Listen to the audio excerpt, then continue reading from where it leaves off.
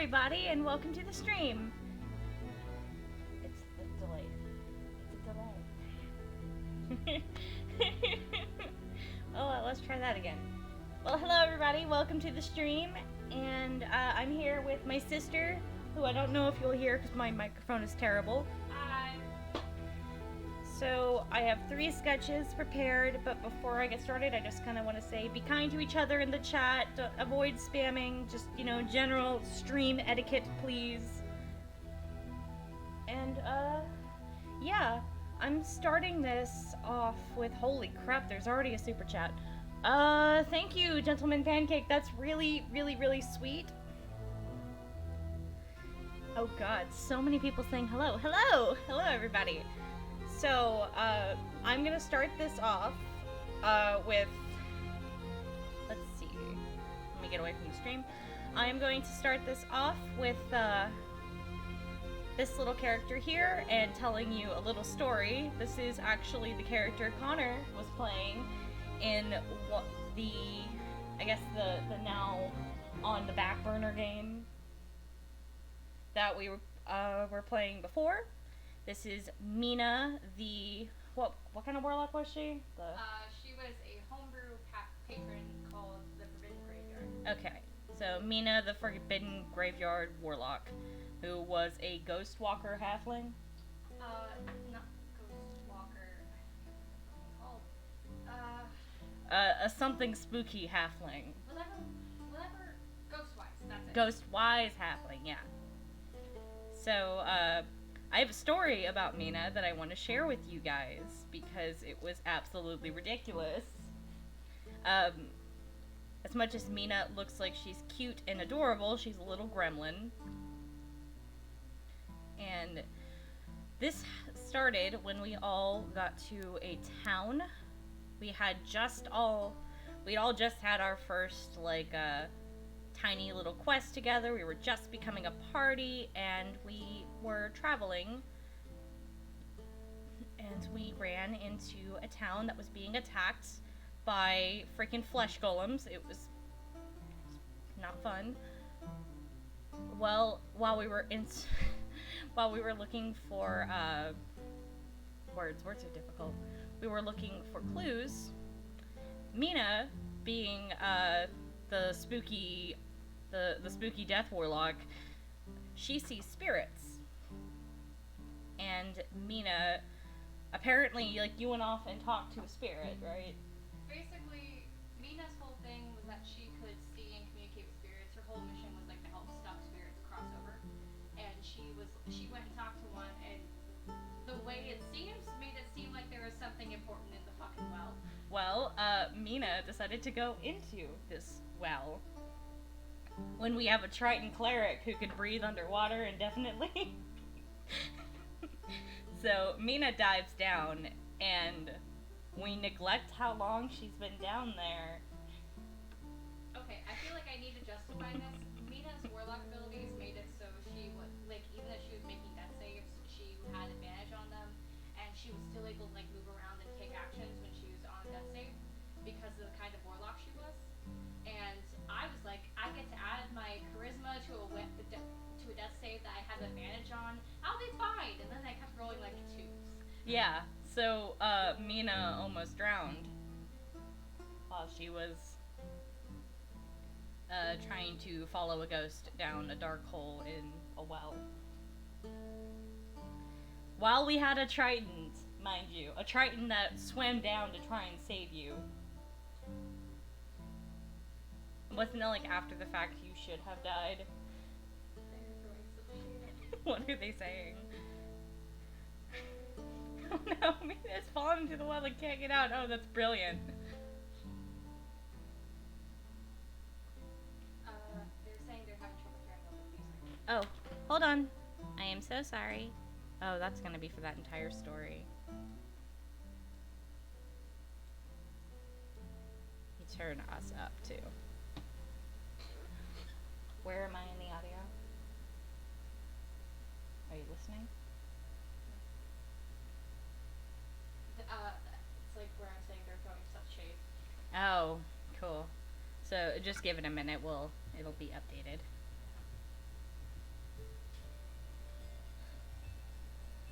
swear I'll have this ratio figured out eventually. And, like, my first first thing that's coming out of payday is updating my mic.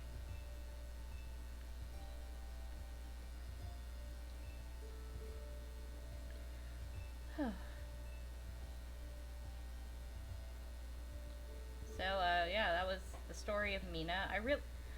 I want to tell you guys more about this game. We just haven't played it that long.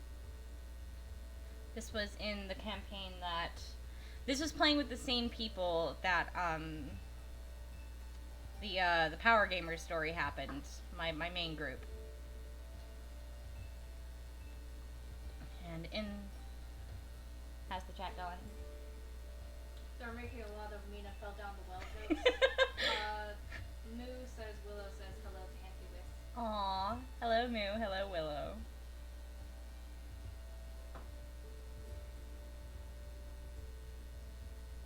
I forgot how giant her eyes are.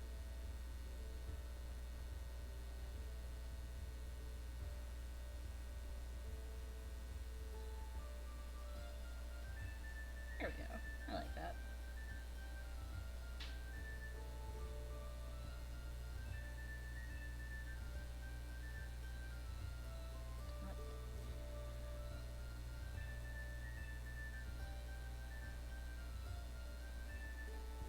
Moo says hello. Lots of people say hello. Hello, everybody. Welcome. Welcome to the madness.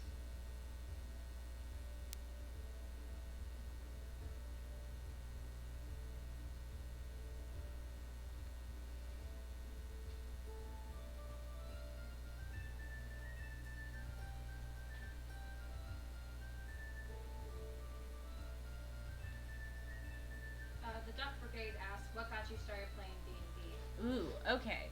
So I partially answered this when I did my Q&A, but I can totally go more into it because I have more time. So it was honestly mostly that my main group of friends started playing and I didn't know how to play and I kind of felt left out. So I went and I started watching Critical Role to kind of start kind of getting an idea of how things worked. And then I went and joined an Adventures League in my town. And learned the basics. Joined one of my best friends, Mead, started writing a campaign. And I was asked to join.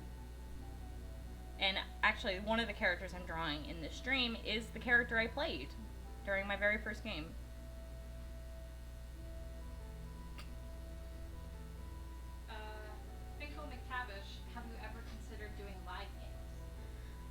I have, and I actually have been approached by a few people, actually.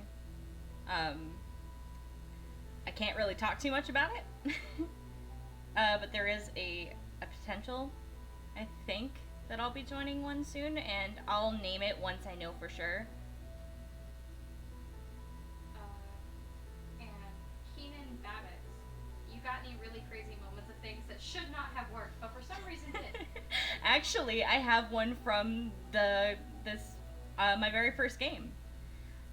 So in this game, I was playing I think I was a Circle of Forest druid, and so I had a backstory thing where I was connected to a black dragon named Delinda. So somehow in this campaign, we ended up meeting one of Delinda's actual children and ended up killing her, and we preserved her head as a trophy because we were kind of a really messed up group. And later on, that head came in handy because we were stuck in the sewers.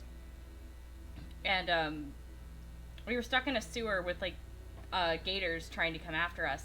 And I had the brilliant idea to throw what should have been completely rotted away and not preserved at all head into the water for them to get it.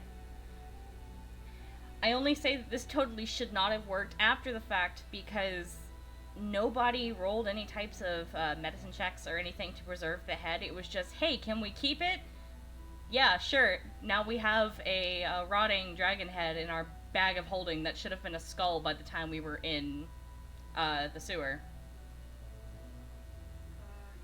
From Mr. Jellyfish. Okay, super important question. Do you like fighters? Okay, I don't have anything against the class. I've just never played one before. I actually have been, I have a concept design for a fighter that I've been, like, doodling. Gentleman's Pancake paid $5 asks, how do you usually go about writing backstories for your characters? Well, first of all, thank you for another super chat. That's very, very sweet. Second,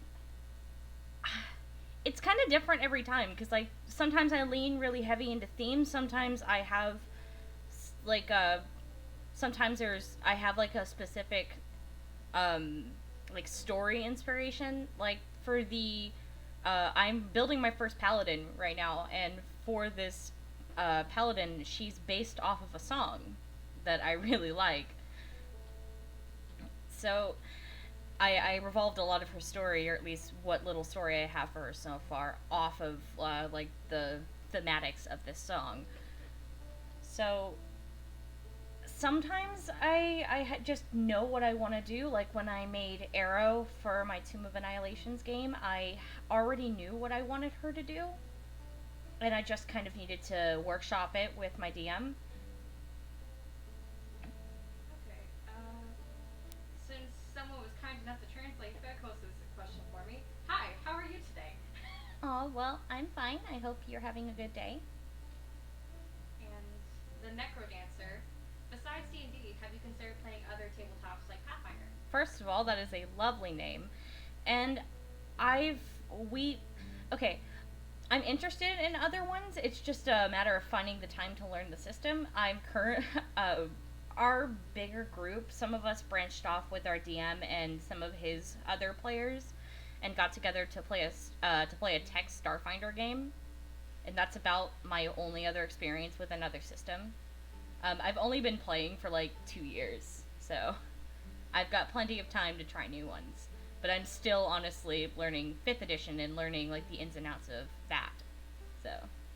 Dungeon Master of Doom Sammy asks, what's your favorite class to play? Okay, my favorite class I think is probably a druid. I play druids a lot. Druids are wizards. I really love my spellcasters, and I just love the thematics of druids.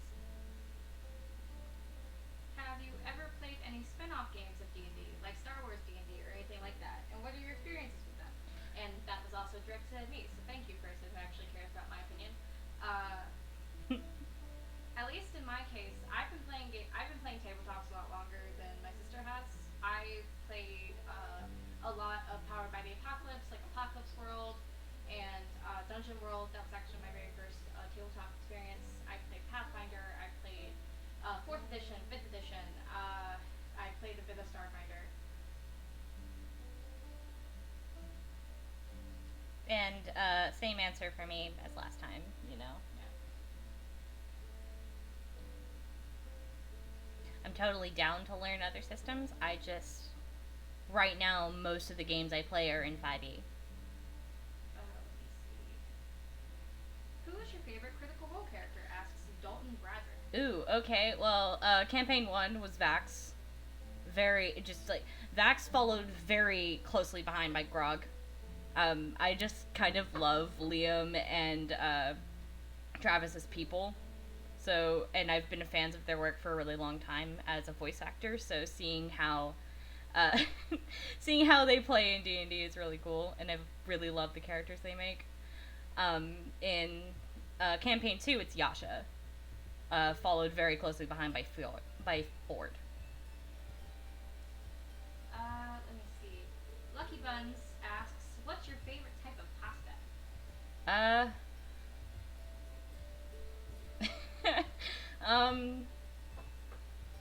The cheese kind. Yes, just anything with cheese in it.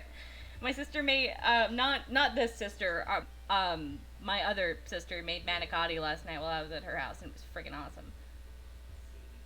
The Necrodancer asks, Mighty Nine or Vox Machina? Vox Machina, mostly because nostalgia. Let's see. Fury Wings. Have you ever, in your time at Adventures League, played in an epic? I've been to one. It was so fun, and learning that you can run them in online events at Discord gave me the biggest. Nope. Honestly, when I see how many people reacted to the way my Adventures League was ran, I'm pretty sure mine was just not. Bad. Yeah, well, I'm not even sure. Now that, like, I think about it, I really don't know if it was a licensed game. It was. What? Someone just gave me $200 for a new mic. Wait, what? Why? Holy shit! Thanks, Kamchatka. Oh my god! That was oh my god! Thank you! I think that's the most I've ever freaked out before. Shit. That's a lot of money. That's a lot. That's so much. Oh my god. Anyways. Loonsmith MC. What do you pick first when making a character? Race, class, or backstory? Race. And that's mostly because of my character concept process. Usually when I'm making a character, I draw them, and I just kind of draw what comes to mind. Like for our, the game that we're setting up for, we're playing Eberron for the first time. And, the first thing I settled on was I wanted to be an Aasimar. So I built off of that. I had some backstory stuff that I was thinking of, but, I was going to play her cleric for a while, switched to paladin. So, yeah. So Adventure Ghost 17 just asked me what was my favorite character to play. My favorite character that I've played is one I currently play in my Sunday morning game. Her name is Poppy, and she is a halfling Oath of Ancient Paladin. She is really stupid. She has an intelligence of 6, but she's the sweetest little thing.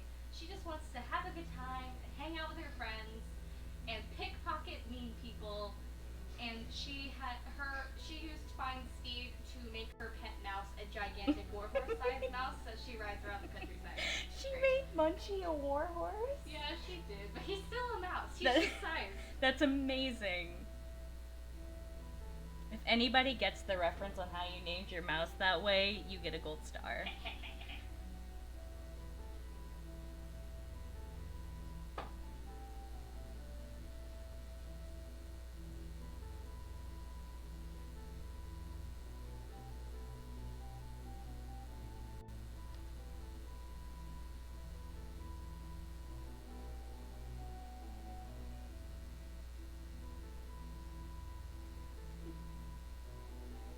What?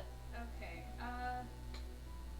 Invalid Mace asks, have either of you thought about DMing a game if you never have? Would you run a pre-made module or homebrew your own campaign?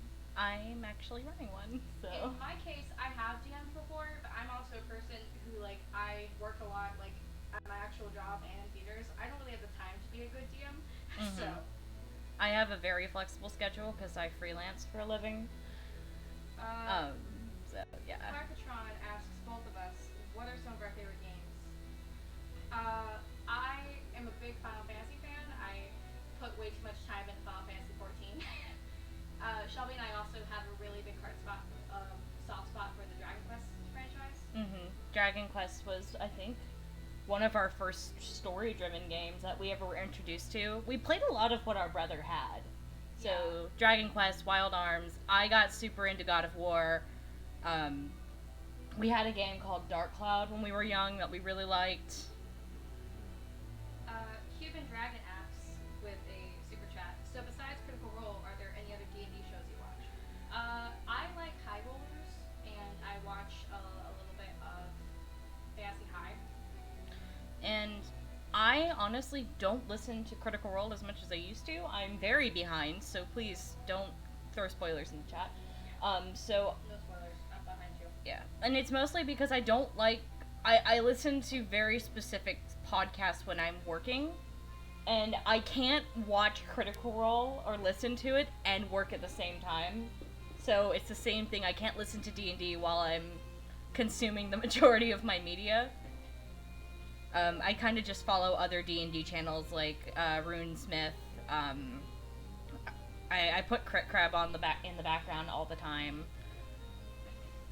Immortal asks, what stats do low intelligence characters, as someone who plays a paladin with an intelligence of 6, are so fun.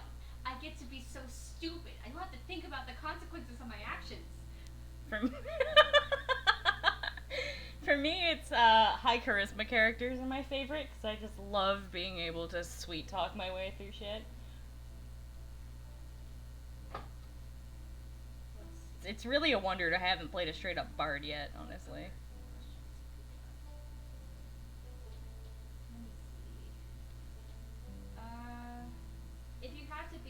If you had to choose, what would you rather be? A dragonborn, a lizardfolk, kobold, or Yuan-ti, Astrogon, lizardfolk ranger? Kind of want to say Yuan-ti because I've always found the concept of the snake people really cool. I want to be a kobold because I still get to be a dragon, but I'm small and cute and I don't have shitty dragonborn stats. Yeah, alright, that's fair. Grey Leaves. Important question. What are your thoughts on necromancy and undead PC races? I like to explore them. I honestly, I've said this before, I love homebrewing things, and I love trying things that are different and that aren't in the book. So, I like them. I think necromancy can be really cool to play with, but it can drift into that really kind of insufferable, edgy stage really fast. A concerning number of my characters have like strong backstories ties with being dead or previously dead. So, yeah. I think it's neat. I think it can be played really well, but it depends on who's playing it. Yeah. Mr. Jellyfish asks, what were both of your saddest player character deaths in game? I haven't actually had a PC death. At least not with my own. My saddest was my only death, and that was, well, this story's not going to come out for a while, and it's already kind of just going to be out there. That was when, this was with that really terrible DM that nerfed me. This was in his first campaign, the first character of mine he killed. And I considered it a very sad and impactful death, mostly because, my character, Lydia, she died, she was killed by the big bad evil guy, trying to protect her, like, sorta kinda not girlfriend. Oh, wait. I lied. I forgot about Free. Oh my god, how'd you forget about Free? I don't know. I lied. I did have a PC death. A while ago, I was playing in this Caldora game where I played a tiefling cleric named Free. And she got killed by this necromancer. He threw a fireball, like one of the rolly ones, flame spear. She got hit by a flame spear and died. I wasn't really upset, but the other players were really upset. Mm-hmm. There was like a whole mini arc where they went to hell to go get her soul back. It was a thing. Yeah. Lydia just stayed dead, and I moved on to a new character, so.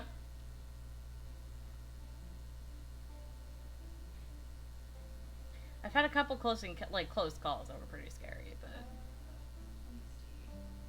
Have you ever played as a monstrous race? Minotaur, kobold, bugbear, etc. I haven't. They're not really my thing. I like to be small and cute. I play a lot of halflings. Yeah. I haven't, and it's mostly because I have a very difficult time drawing those things, and I play what I can draw. It's not like I never would in the future, and I actually had a Dragonborn that I had built, but I'm not sure if that counts. How do you write your backstories? Do you write simple bullet points, or do you write like 5 pages worth of content? I tend to do bullet points, but it's a long-ass list of bullet points that I go back and put to actual writing later. It's kind of the same. I initially will go over like the basic themes with my DM, and then I'll go and write like a short story. Gentleman's Pancake asks, are you anti-murder? Who are we murdering? And do you mean in the game or in real life? Who are we murdering? In the real life, no, it's too much paperwork. Clarkatron asks, have you ever played a campaign with a murder hobo? Yes. Oh God, I played so many murder hobos when I was still like in Roll20 game hell. Ugh. Yes, I have. It was my first Adventures League experience. Let me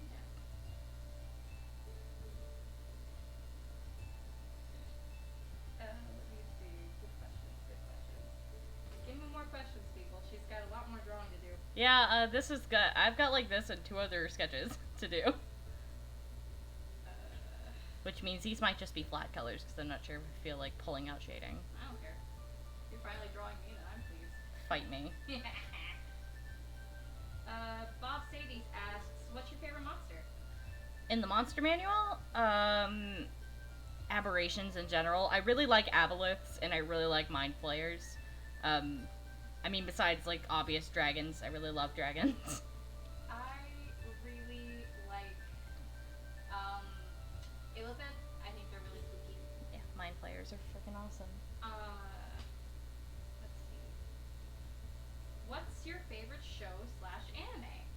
To both of us. You go first because I need to think about this. My favorite. I don't watch a whole lot of anime anymore, but I really like the Usagi Drop. It's like my go-to. I want to feel nice. The manga doesn't exist.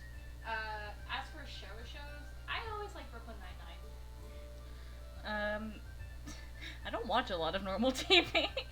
And I have Ghost Adventures. Yes, I watch a lot of Ghost Adventures is my guilty pleasure because I like watching like that really over the top spooky shit and I fall asleep to it a lot. But I normally just catch that on Hulu. I don't really watch it live. And as far as animes go, I haven't really watched a lot of new anime, but I was a huge Attack on Titan fan when I was a teenager. Tell them about your thoughts of Inuyasha when you were younger. She really likes Shishomura. Stop! Listen, I was a disgustingly cringy 14-year-old weeb. Leave me alone. Not something I know you're about to say. I didn't say anything. I don't know what you're talking about. Anyways. What tips would you give aspiring artists who hate everything they draw? Asks Gentleman's Pancake. First, stop being so goddamn hard on yourself. No, but I get that. It's really hard when you compare yourself to others. Stop comparing yourself to others. It's really hard, but it's something that took me a long time to learn. The sooner I started focusing on noticing when I was improving, which honestly one of the best things I started doing was recreating old pictures and just seeing how far I've come. Gave me a lot of confidence as an artist, and it's something I think that comes as you get a little older and you it's something I think that it comes as you get a bit closer to like an intermediate to professional level, because you're never gonna stop having days where you hate everything that comes out of your pen. That's never gonna stop. As someone who's not an artist who has watched you drawing since we were babies, it feels like it's also something that happens as you get more secure in your style. Mm-hmm. Moo asks, what's your least favorite monster / baddie you've come in contact with in any campaign? Bodax. I fucking hate Bodax, and I hate flesh golems. Rake Mia asks, would you roll an anime character up for a D&D game? Yes, totally, because half of my characters are just anime characters. Nah, I'm not that much of a weeb. I don't know if it's my weebiness or it's just the fact that because I started drawing when I was in a really bad weeb phase, I have like a terminal anime look to my style and I'm just never gonna get rid of it. Oscar Moda asks, for both, as you started playing D&D, what part of roleplay was the trickiest to nail down? When I first started playing, I felt like I really had to do a voice. You don't have to do a voice. A lot of it is just like your actual like word choice more than anything. I'm also someone who comes from a theater background, so it was easier for me. Yeah, it was honestly just getting... I've been writing roleplay-wise since I was 14, like I said, I was a weeby 14-year-old with a weeby 14-year-old best friend, so we used to, like, pass notes in class and, like, build OCs together. So, the actual role-playing aspect wasn't hard, it was just doing that out loud and being afraid of judgment. I still am not brave enough to try voices. Invalid Nace asks, have you either of you made a character you eventually grew to not like? For example, didn't like how they turned out, didn't enjoy playing them. Hope you have a good day. Multiple times, but it was in all in the same campaign. I have another halfling warlock, because I have things with them. Her name's Ira. She was one of the very first characters I ever created. She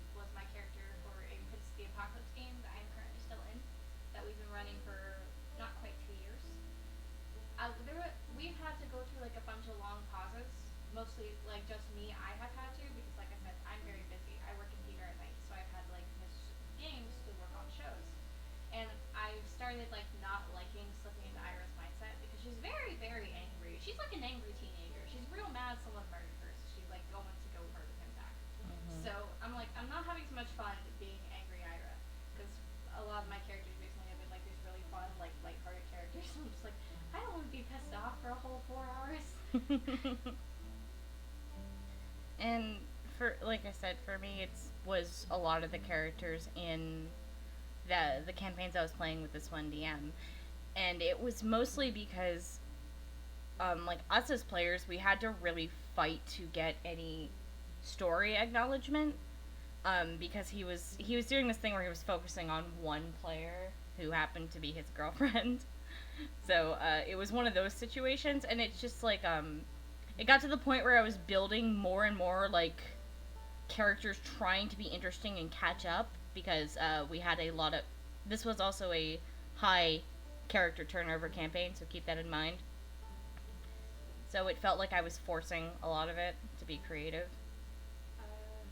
Drogon the Lizardfolk Ranger asks, would the both of you ever play a character that has either a mother or has a younger sibling to take care of? I play characters that have families to go back to, even if they're not necessarily families of blood. Mm-hmm. Like my character Free, who I talked about before, her whole thing was she was trying to find the priestess who raised her, who had gone missing after a vision quest. And I played a lot of mother characters, actually. My Tomb of Annihilation's character, she is a mom who had to leave her son. So her entire motivation is going back to her son. Kalina Katana asks, as someone who started playing recently, I've been very anxious about the whole thing, and I'm worried that my anxiety is getting in the way of my ability to roleplay. Any advice?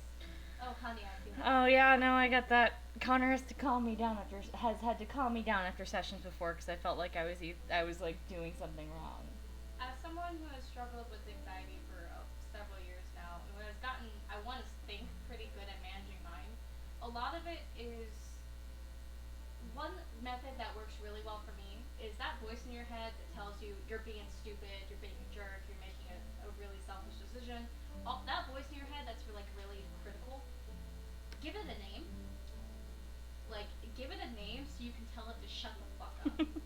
It's really silly and it's really cheesy, but it works. Mine is named Savannah.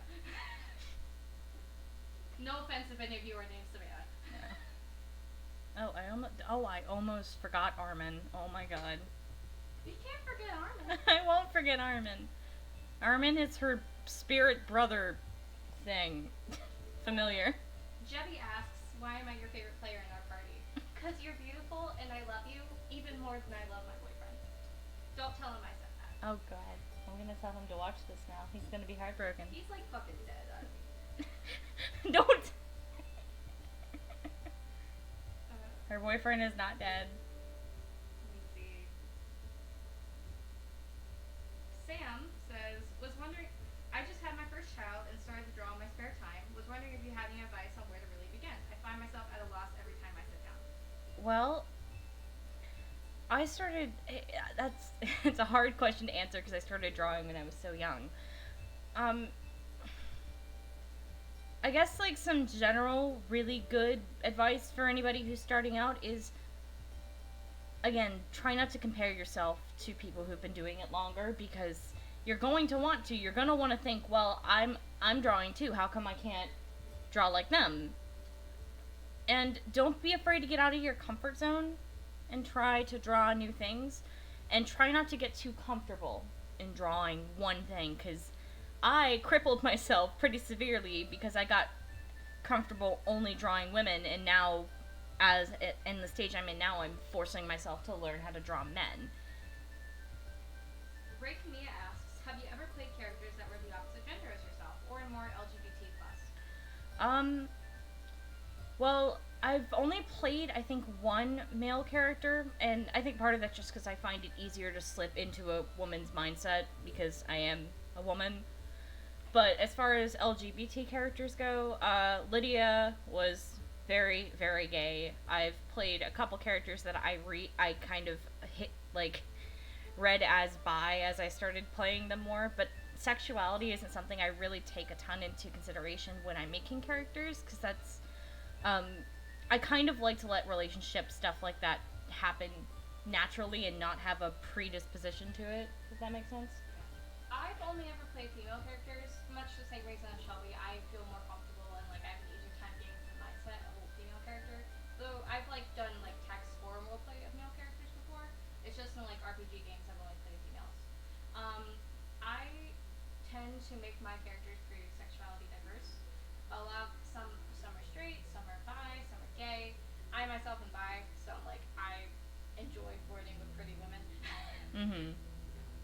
kind of let the character develop itself, and if that's the vibe they're giving me, then cool. But it's not. I don't really focus on that type of a relationship, in game. One second. Considering the fact that you both experienced and played, that you both are both experienced and have played several characters, which one do you think is your most unique / detailed character? Asks Oscar Mota. You want to answer this one first? I mean, I've played a lot of characters. I've written a lot of backstories. My favorite one I played is Poppy, my halfling paladin. Like I said, she's with the Ancients. She's a 16-year-old girl whose memories only go back to when she was 10. She woke up with a head injury when she was 10 years old. She doesn't really know what she was before then. So mind-wise, she acts like a 6-year-old in a lot of ways. Her whole thing's like she was a street urchin who was the leader of this little gang of street urchins, and when one kid got sick, she started stealing from rich people, and she was really good at it. And then she got caught and had to sneak out of the city because the pickpocketing is not appreciated. I played my character Free. Her whole thing was she was from this cult of Asmodeus that fell apart due to infighting, and she was found by these followers of Changebringer who raised her to realize, hey, murder's bad. I played some that are pretty simple. It's just hey, I love my bird brother, and I just want to help dead people cross over, because that's what my mom death tells me to do. Because that's basically Mina. Yeah. And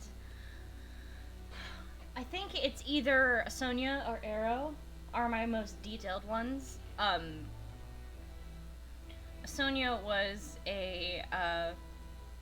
basically a half-dragon wizard I was playing that had a pretty big backstory religion from the first time I played her.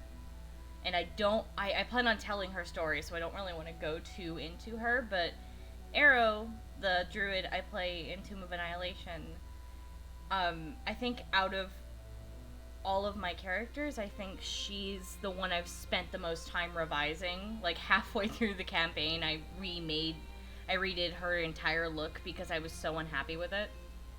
And I went and tweaked shit in her backstory because I wasn't happy with it and it hadn't come out yet in story, so I had time. Gentleman's Pancake paid $2 to ask thoughts on PvP and tabletops. Thank you again for your super chat. And is the PvP deserving? Does it fit the narrative? Is it the type of PvP where it's the pretentious paladin attacking the rogue because lawful good, snobbery, or is it that there's a legitimate fight between these two and they're duking it out?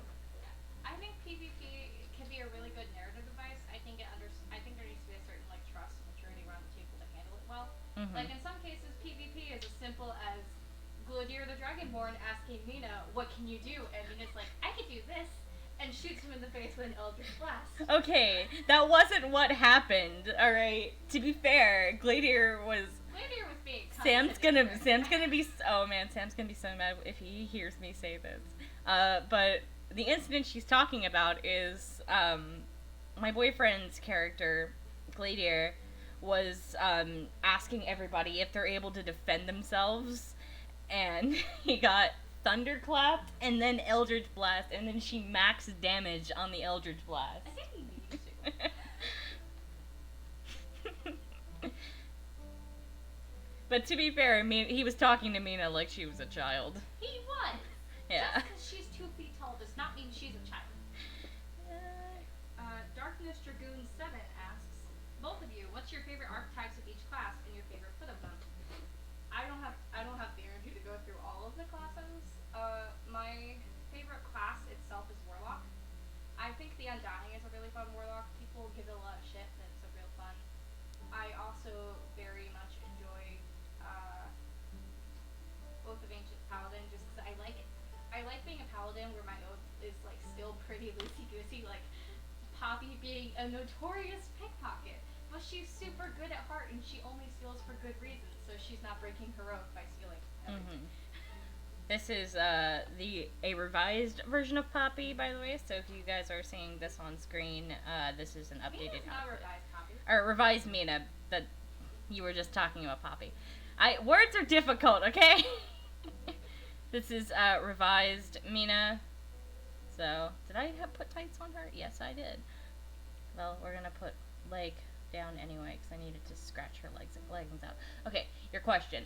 I'm not gonna go through all the classes either, but my favorite class is druid, and my two favorite archetypes are spores and dreams, and so. Immortal asks, what do you think of players rolling persuasion on each other, and on a larger scale, DMs dictating player actions? I don't think players should roll against each other, except in the case of like insight. Like Yeah. you as a player decide, are they bullshitting me? And so I think it's okay to roll insight. I don't think players' dice should give them the ability to like control each other. And I'm never okay with DM saying what you're doing unless like the DM has successfully cast a charm spell on me with an NPC. Yeah, unless it's one of the situations where you've been where you've been like dominated by a spell, and therefore the DM has control of your actions. No, because that compromises player agency, and that just kind of makes the game less fun. As far as persuasion rolls, same.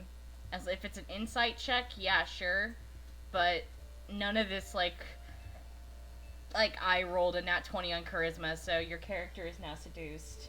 Yeah, that's fucked. Don't do that. Let's see. Carcatron asks, do you have any artists or D&D players that you look up to, Shelby? Yes.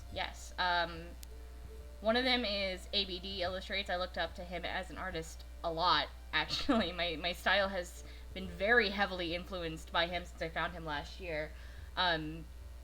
Joe Cat's one of them. Dingo Doodles. Just like the people who inspired me to make my channel in the first place.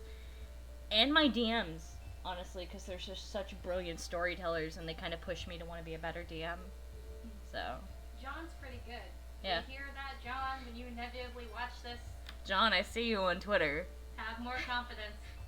Yeah, no, John's stories are amazing, and I can't wait to share them with you guys. He makes really cool, like, world ideas. So. Morning Failed asks, for both of us, do either of you have particular module/adventure path you really enjoyed playing or running in the past? I love Waterdeep. I love Waterdeep. I love everything about Waterdeep. My favorite Forgotten Realms-based characters I've made have all come from Waterdeep because I really like Waterdeep. And, for mine, my favorite module is Tomb of Annihilation, out of the ones I've, like, experienced. That's why I was really excited to get into this new game, because I really wanted to experience it without the fuckery that happened in my original one. Have either of you played overconfident or cocky characters? Yes. Yes. Mina right here is a little shit. She's a little gremlin. She is a little... my idea with Mina was I wanted to play a character who's very intrinsically tied with death, but she does not act like it. She is sweet, she is perky, she's a little gremlin of a creature. Like, she is like, I'm gonna do what I want. Yeah. And, I played a homebrew classed gambler, Lydia, and she was a complete con artist of a woman. So confident, so cocky, never gonna get caught, never gonna lose. Let's see, Darkness Dragoon asks, both of you, have you ever made a character that's such a stupid concept that shouldn't work, but somehow does? I mean, Poppy was originally made on the spot for a Curse of Strahd game me and some theater friends were playing in the wake of Hurricane.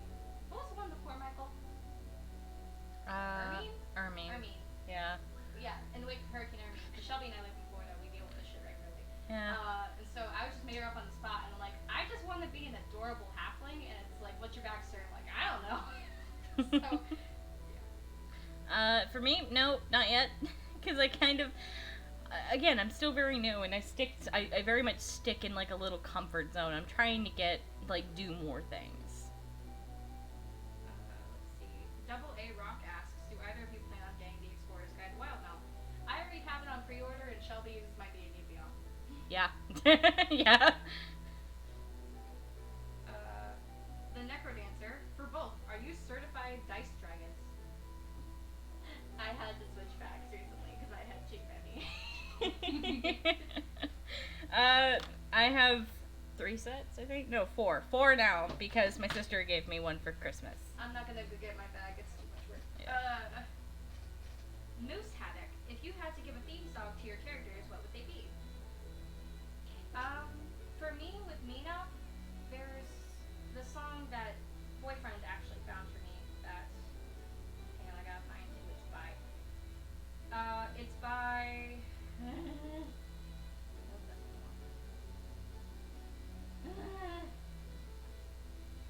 Fucking Spotify. Okay, it's called Oh Raven, Sing Me a Happy Song by Unlike Pluto, and that one is really Mina for me. For Poppy, I immediately think of Pompeii by Bastille. Let's see, I'm just gonna go for Nia and Arrow, because they're the ones that's probably gonna be on this channel the most. For Nia, it's Bluebirds by, I think, Zachary Michael? No. Zachary something. Bluebirds by Zach something. Oh, that one I sent you? Yeah. I don't know, but I know the song you're talking about. Yeah. I think it's also called Hotel Train. And Arrow. God, I don't know. I listen to a lot of music for her. Hold on, let me check my little playlist for her and see what I have. What song comes up? I also listen to just like a lot of cover artists more than anything. Yeah. So. What are you looking at? Actually, for Arrow, people are gonna make fun of me for this, but it's from the new Frozen 2 soundtrack, Into the Unknown. That has been on Arrow's playlist since that song came out. Did you see they put it on Disney Plus? Yes, they put it on Disney Plus also, for make your the. own Disney Plus profile so you stop standing by, because it lets you do profiles now. Oh, okay, cool. So. Gentleman's Pancake asks, any thoughts on self-inserts? Not so much like idolized versions of yourself, but taking an aspect of yourself and putting it into your character. All of my characters have a little bit of me in them. It helps me connect to them. Mm-hmm. Like for example, Mina is like my little love of chaos. Mm-hmm. And like Poppy is just me like letting go and like remembering what like I don't have responsibilities. Yeah, same. Actually, I kind of have a habit of using characters to get through whatever I'm dealing with at the time. Like Nia was dealing with a lot of social anxiety. Arrow's dealing with not knowing where I'm going in life right now, so I kind of use my characters as therapy. I don't know if that's healthy, but that's what I do. Let's see. Keaton Babbitt asks, do you enjoy playing offense, defense, or support characters? Support. Support.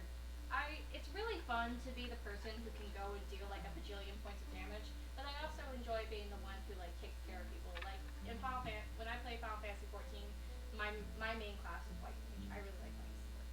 Yeah, I like being the one. I think that I also like being the one who can be like, actually, no, you don't do that because I'm going to do this and save this person.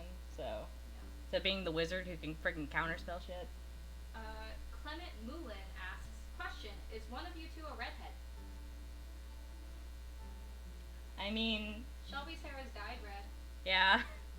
Mine is dyed brown, blue, and purple. And I think I know where that's coming from. Is it because of your character art? No, I actually am curious if somebody's recognizing my voice from my old videos.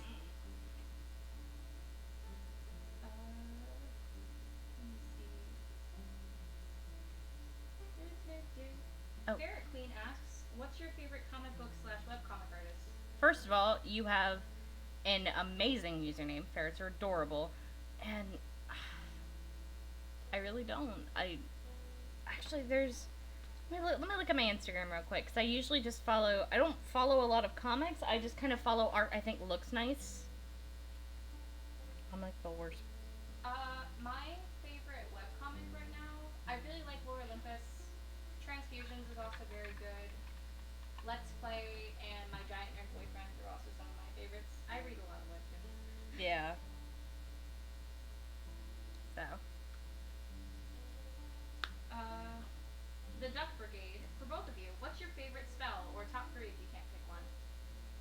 Eldritch Blast. Ooh.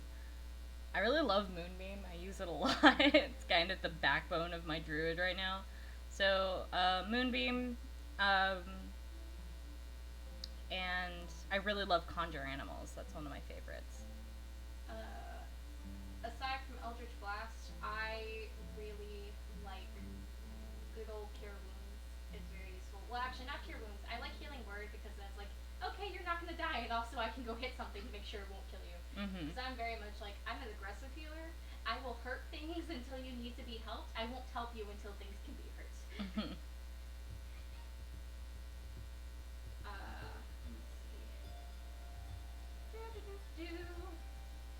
Moose Haddock asks, if you had to live with one of your characters, which would it be? Nia, because she'd be easy to live with. Free would be really easy to live with. Like, she might cry in her sleep, but she'd also, like, make me waffles. So. All Nia needs is some books and she's happy. So. Let me see. More questions, people. What do you... Alex Vanica asks, what do you think about males that like to play female PCs and RPGs?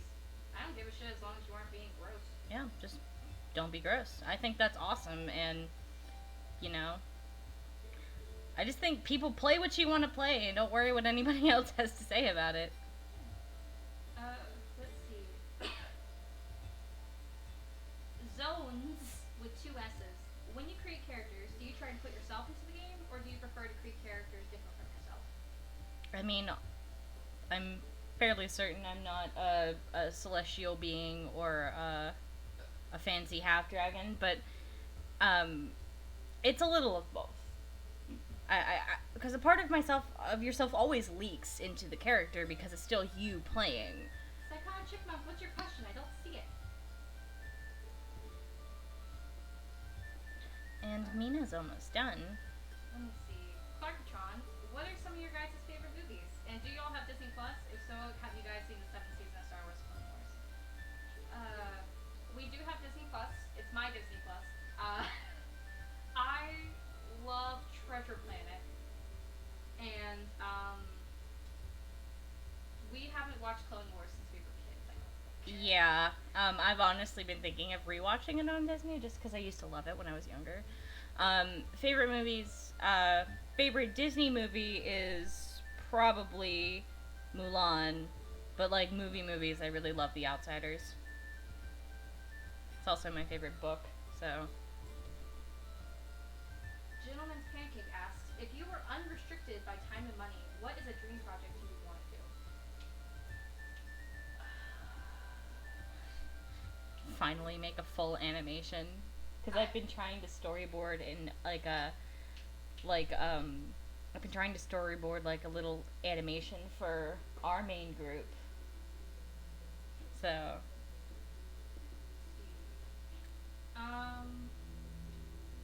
Gosh, I would finally make my theater. It's like if the rights were freely available and my theater could afford it, I would work on a production of Hadestown. I would love to so much. Oh my gosh. Yeah. Let me see.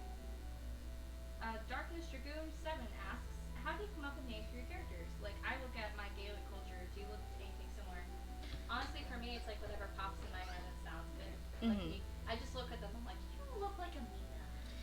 I kind of, sometimes it'll pop into my head, sometimes Arrow's name just kind of popped into my head, whereas Sonia's name I got from, I believe, a random name generator, and my the paladin I'm playing is named after the song she's inspired by. So it kind of just comes from all over the places. It depends on how I build the character. Let's see. Moose Haddock asks, what would you say is your own personal stat layout, like strength, dex, con?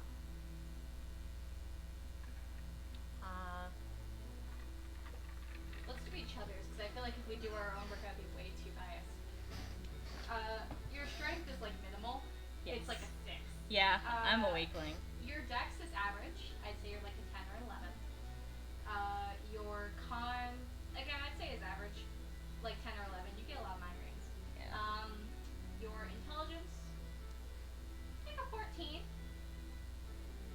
Your wisdom, I would say, I put your wisdom down a little lower just because you're really anxious all the time. Yes, I am. I'm ball of So I anxiety. make your wisdom like a 12. Like, still a bonus, but not as high. And I make you're charming in your own way, I guess. So I make your charisma I'd make your charisma your main stat. Okay. So I'd give you a higher strength score than me. So I honestly probably say you're about average. Just because you work at theater a lot with your sets. Dex, again, probably average. Neither of us are particularly graceful people, so Constitution, again, I'd say average. Neither of us get sick very often, so no.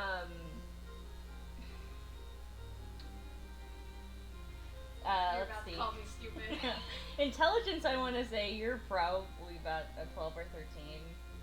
Because you're pretty I smart. was a gifted kid, and you say I'm only a 13? It's just like, you always come up with like random obscure shit, like, facts, so, wisdom, 15 or 16. You're a fairly, like, seasoned person in the world. And you're also fairly charming, so you'd have higher charisma. She's also I honestly think out of either of us, she'd have the higher charisma stat just because for her, she doesn't have, like, the crippling people fear. No, I do have crippling anxiety. I'm just really good at hiding it. Let me see. I gotta scroll back up. Alright, so Mina's about done. So, we're save her real quick. How do you deal, Ray Camilla asks, how do you deal with people who backseat DM or try to take over for the current DM? I'm much more confrontational than Shelby, so I tell them to fuck off. I'll DM them. Be like, hey, can you calm down in the next session? And that's only after repeated offenses. Usually I just bite my tongue and wait. I'm a lot more confrontational than my sister. Yeah, there's a reason I've found myself in the multiple bad DM situations, and it's because I'm not confrontational, and it's really hard for me to be like, hey, fix your shit. The Psychotic Chipmunk asks, how would you help someone who's now trying to learn how to draw guys? I've trapped myself by only drawing girls. Learn that... What got it for me is that I learned that, at least the way I draw females, I draw very exaggerated female proportions. So, depending on your style, learn that men are not circles, they are squares, and that's very hard to wrap your brain around when you're just drawing basically very rounded. Remember that bodies. meme where everyone was drawing Captain America as a Dorito? Yes. It's actually very accurate. Yeah. Women are kind of, if I break down body shapes, women are, at least in my style, they're like two circles stacked on top of each other when it comes to bodies, where men are like a rectangle. Let me see. And I'm going to take a quick bathroom break. Yeah. So, enjoy staring at the next sketch, and I actually have a bit to tell you guys about this next one. Let's take a break. Yeah, so we're gonna take a break. So actually, I'm gonna move this to. I should have had a pause meter set up, shouldn't I? Like a pausing slide. Okay. No. So we'll be right back, guys.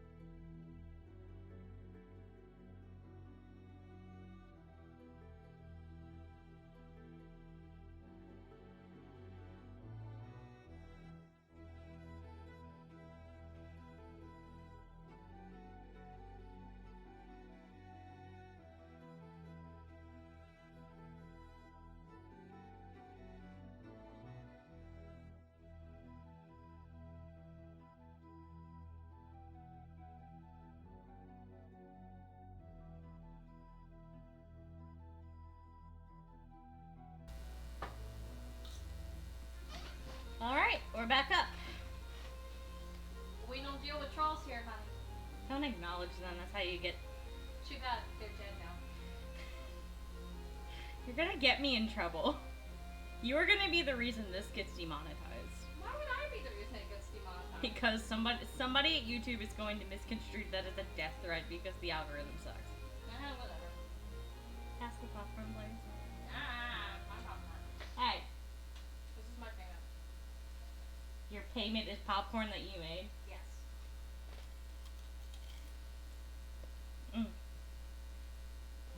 I thought your payment was me drawing Mina. I mean, that was just like my down payment.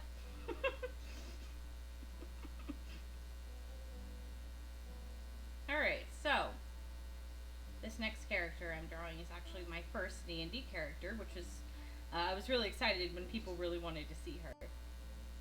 So this is a half-dragon druid. I had to think about that for a second. And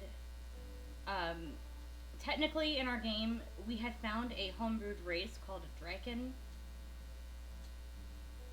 And it was on D&D Wiki. It's kind of trash homebrew, really poorly written, really poorly done, but us being, you know, D&D noobs, we didn't know that. So the race has now been updated in the actual campaign. I just don't play her anymore. So, yeah. Oh, I'm not drawing this with the correct color. Cool. There we go. Are you done with your story time, or are you gonna tell me? I mean, I'm not really sure what else I can tell. She didn't really play her that long. That's true. Let's see. Okay, now you can ask questions, kids. Moose Haddock asks, what would you say are the spirit animals of your characters? Spirit animals? Yeah. I mean, Mina's is her raven brother, obviously. God, I don't know. I mean, Sonia's was her ferret, Sylvester. Sylvester was amazing, and honestly, if I ever get a ferret, which will happen in my lifetime, I'm naming him Sylvester. So. Let's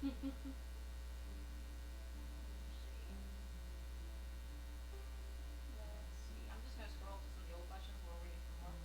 That's fine.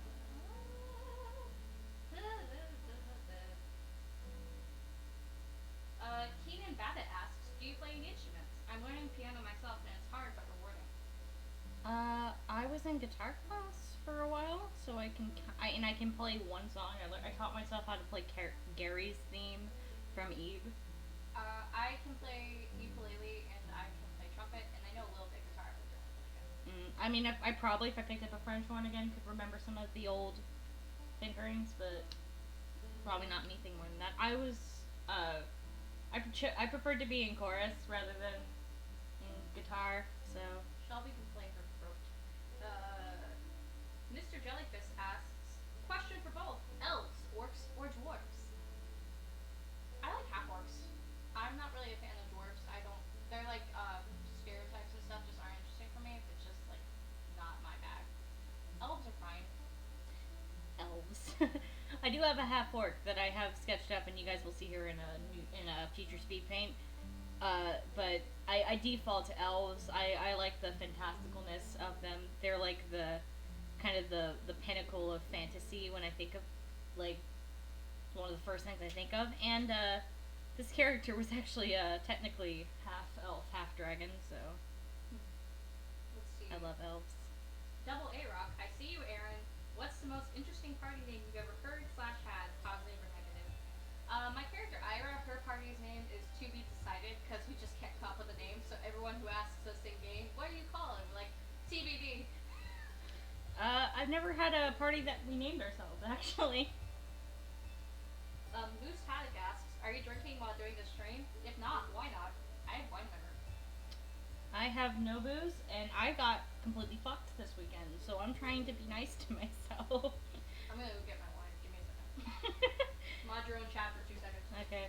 Well, so no, I'm not drinking, and I don't know if I want to put my drunk self out on YouTube, honestly.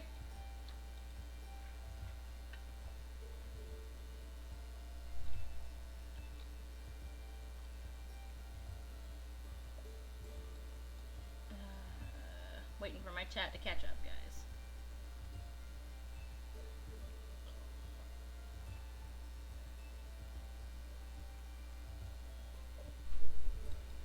Woo! Oh, you got it? It's not even cold, wow. Whatever. It's alcoholic. You're going to pass out tonight. I am not that much of a lightweight looking at you. Hey. Let's see. Morning Failed asks, since it seems you both have had some bad experience with this, have you ever had a really good experience with Roll20 or Adventure Sleep games? Well, actually, the game where, like, I met my boyfriend, Shelby met hers, and all of our main friend group, that was a Roll20 game that I initially joined and got Shelby invited to. Mm-hmm. So I've had fantastic, you know, despite all of the times I've said I've had terrible experiences, I have had majority had great experiences. I am in some fantastic games where fantastic DMs and awesome people.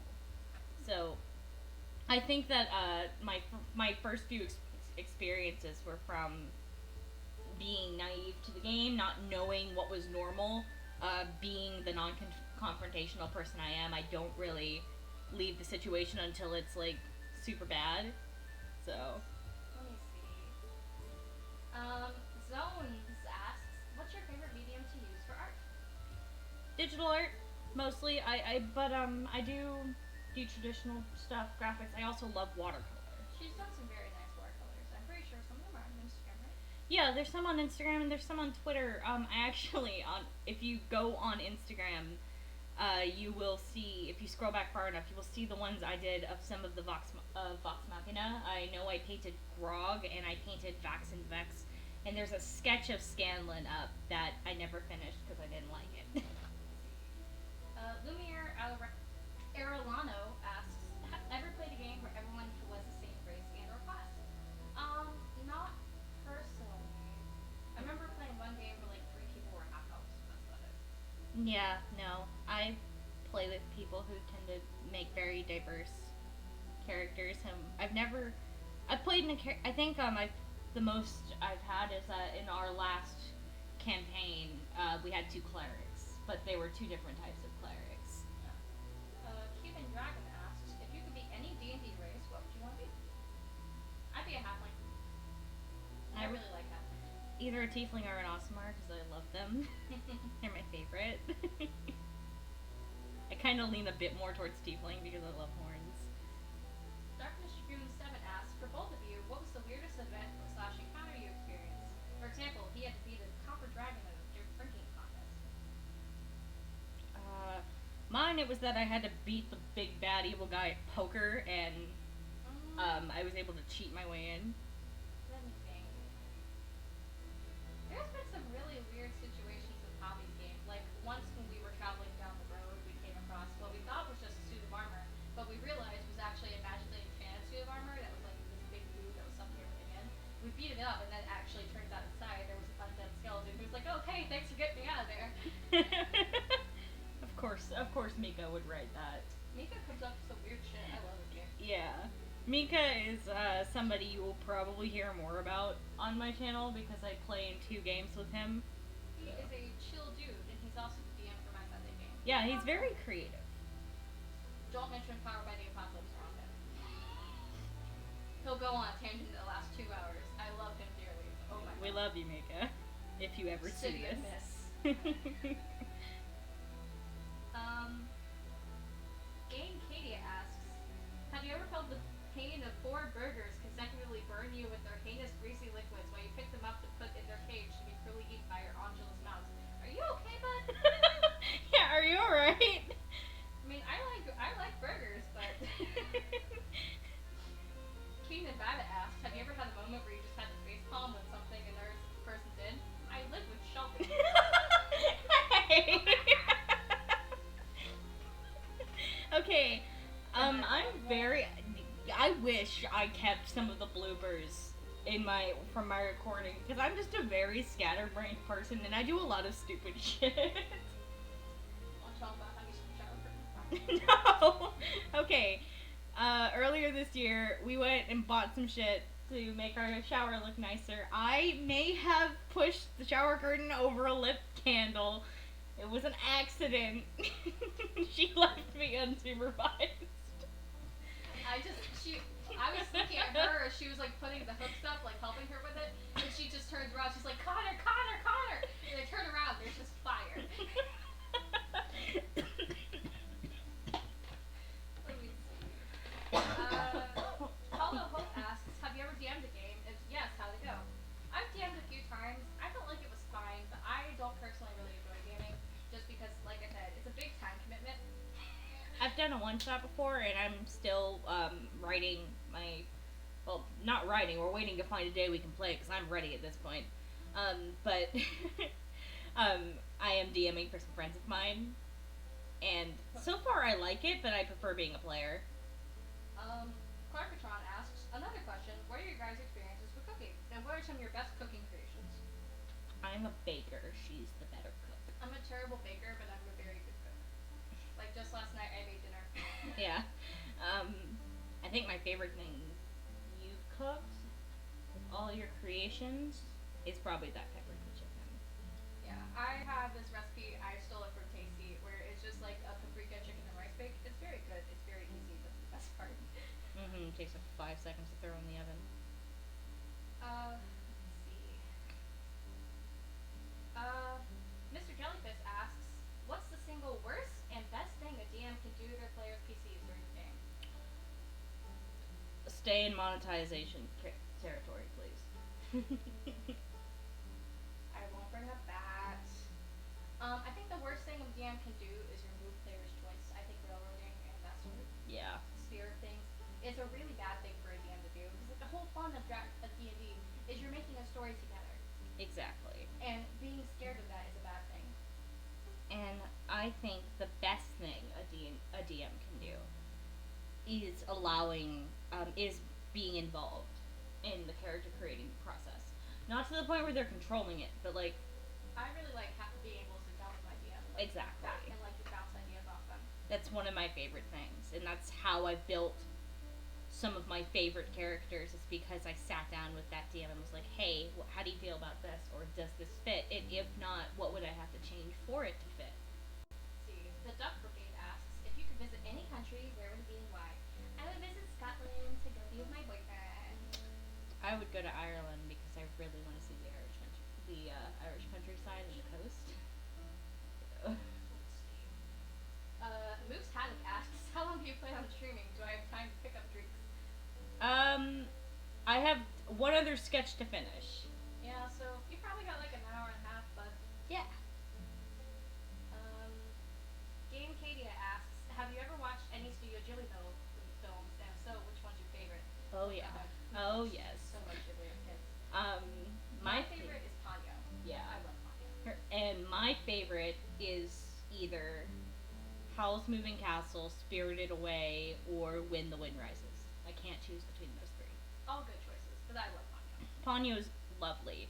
Ponyo's just one of those movies that just makes me feel really happy to watch it, because it's such a wholesome story.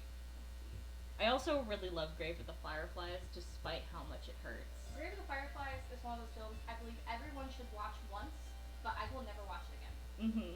It's such a heartbreaking film. Yeah. Personally, I love Ponyo because, like I said, Shelby and I grew up in Florida, and we're like used to like really big storms and things like that.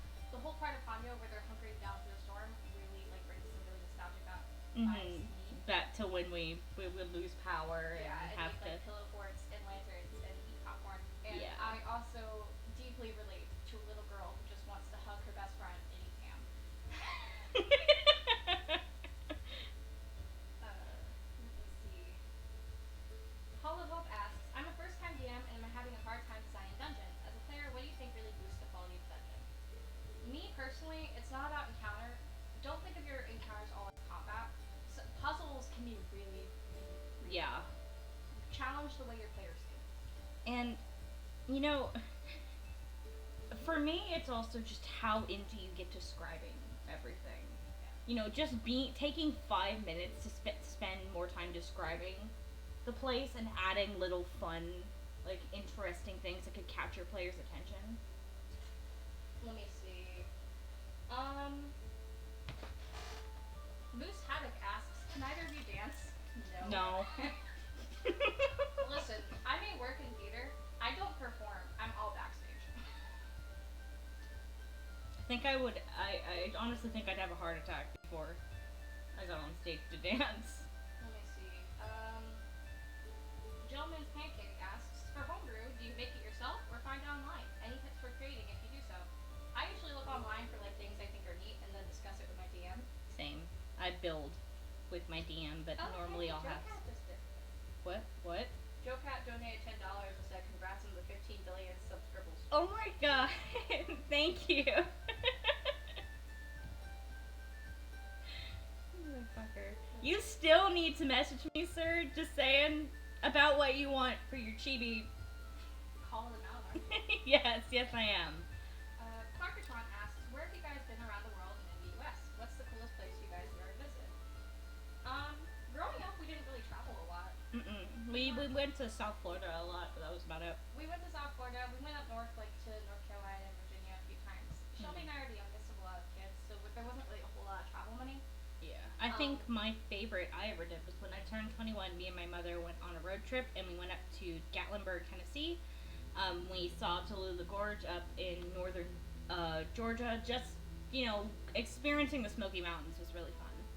The last time I traveled, the biggest trip I've taken was I went to LA last year to go to the Anime Expo with some friends. That was a lot of fun. It was my first time traveling alone. I will be making another trip later this year because I need to just say this. My sister is the best sister ever, and as a gift to me and my boyfriend, because our birthdays are right next to each other, she bought my plane ticket to go see him in June.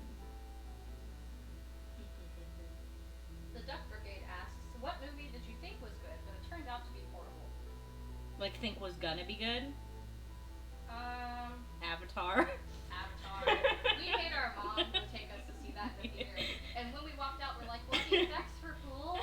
I was so upset. And we were little too. Like, I must have been 8. Shelby must have been 10. Well, no, we had to have been older than that. No, we were still fairly young when that movie came out. Yeah, but Avatar itself came out when I was 8. Well, when did the movie come out, though? Ah! Hey, chat, when did the Avatar movie come out? What? I'm asking the chat when it came out, so I don't have to Google it.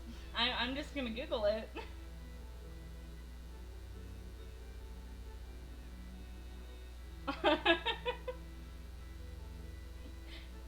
Hey, Airbender. it worked. I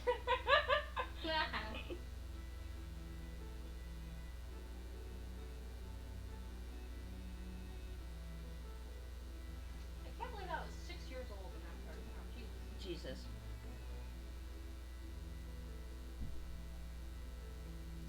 I feel it. It's weird. It just. It came out in 09, so I was 10 and you were 12. Yeah. Sounds about right. Really? That was when 9 came out, too. Came out in 09. We were babies. Oh my god. Hall of Hope asks, what type of campaign do you prefer when playing D&D as a player? Is it different from the sort of campaigns you like to run as DM? I personally like games that, I like games that have like linear storylines. I'm not real big on like dungeon crawls as much as I am like intrigue. Same. I'm. A dungeon crawl can be fun, but not for more than like a session or 2 for me. Darkness Dragoon asks, question, have you ever considered doing a live D&D game with other D&D YouTubers like Joe Cat, Puffin, etc.? I would die if I ever got invited. Joe Cat asks, you thought the Airbender movie was gonna be good? Fuck you, we were babies. I was a child, okay? All I knew was Airbender. I didn't know the reputation that the director had. Am I gonna get yelled at because I just told Joe Cat to go fuck himself? Oh. Okay.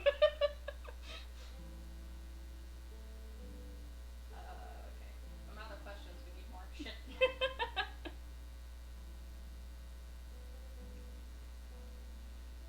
Well, God, I hate. Can I just let it be known to the stream that I hate doing line art with a burning passion? But you still gotta do it. Yeah, because that's what makes it look nice. I'm trying so hard to develop a style that doesn't rely on this.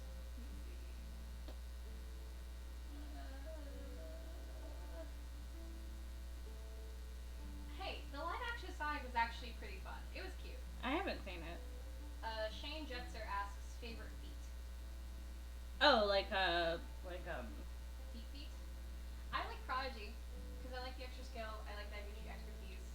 And I think it gives you a language, which is great. Magic initiate. So.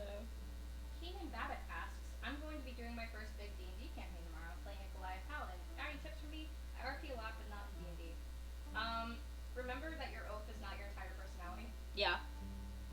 It's okay to be like a morally gray paladin, but don't be lawful stupid. Yeah, and just don't worry too much about it. Have fun. D&D is a game. D&D is a social gathering that's mostly about having fun and just like pretending to be something that you are. Yeah. So, just have fun with your friends. Let's see, Mr. Jellyfish asks, least favorite class to play for both of you. I hate playing sorcerers. Yeah. It's okay. I feel like I would enjoy it more if I played a different character, because the sorcerer I played for the first time, I just felt very restricted. That's my problem with sorcerer. I really like classes like paladin and warlock because you can be really versatile with them, but I don't like sorcerer because I feel like they're limited in my options. Yeah. Jebby asks, here's a question, when are we gonna play COD with the party again? I miss y'all. Like, I miss you too. When what? When we're gonna play Card Team Command together.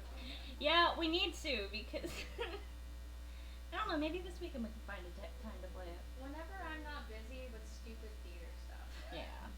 Which might be soon, considering everyone's being quarantined. Yeah. Sorcerers can be fun, they're just not my thing.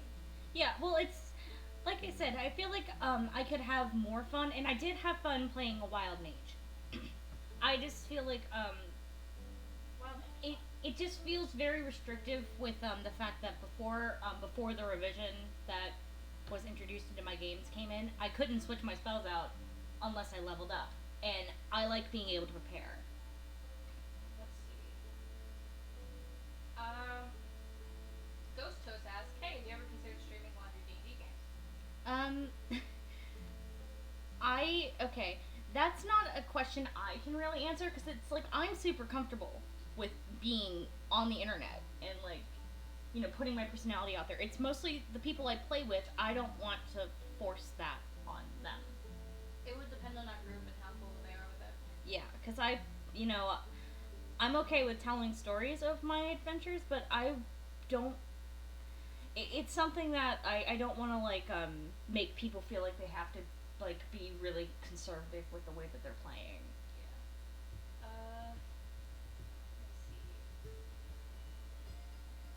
Gentleman's Pancake asks, if you could give a tip for shading, what would it be? Whenever I try, I always either go way too far or do so little that advice will not be fair.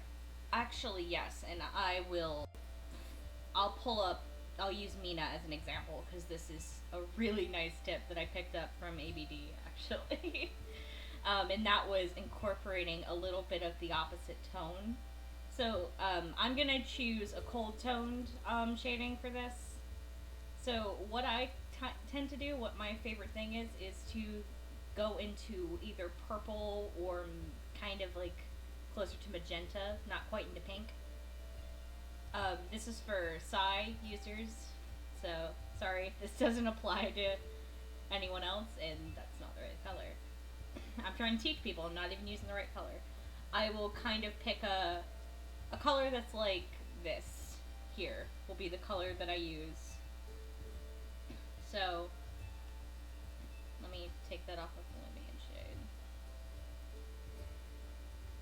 And what I will do is I'll set my layer setting to Lumion Shade. And we'll use this with my marker, because that's going to get the effect I want.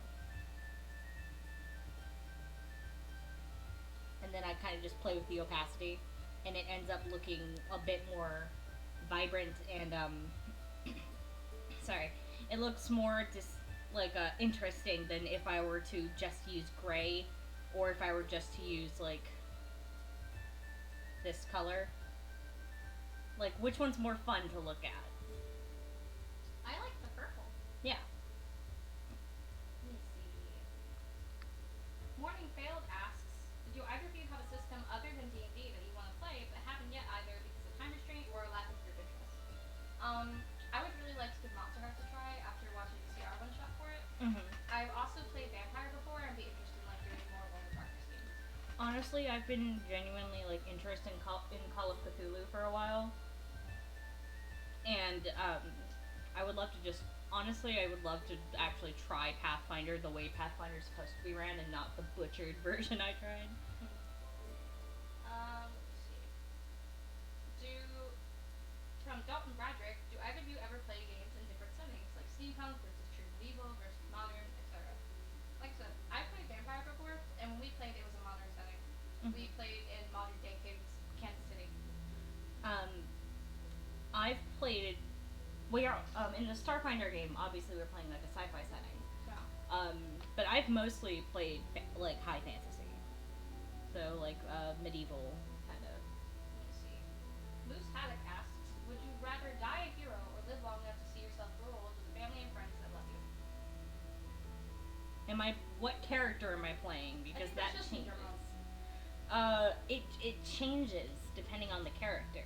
Like the paladin I'm making, I feel like I can make an amazing story out of like a noble sacrifice because that's fun. I think the question is you personally. I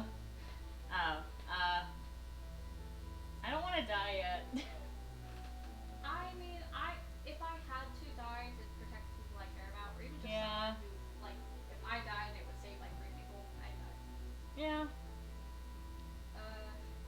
On a lighter note, Game Cadia, can someone please describe the premise of D&D? Is it similar to Warhammer? I'm asking anyone as D&D community. Warhammer is a lot more.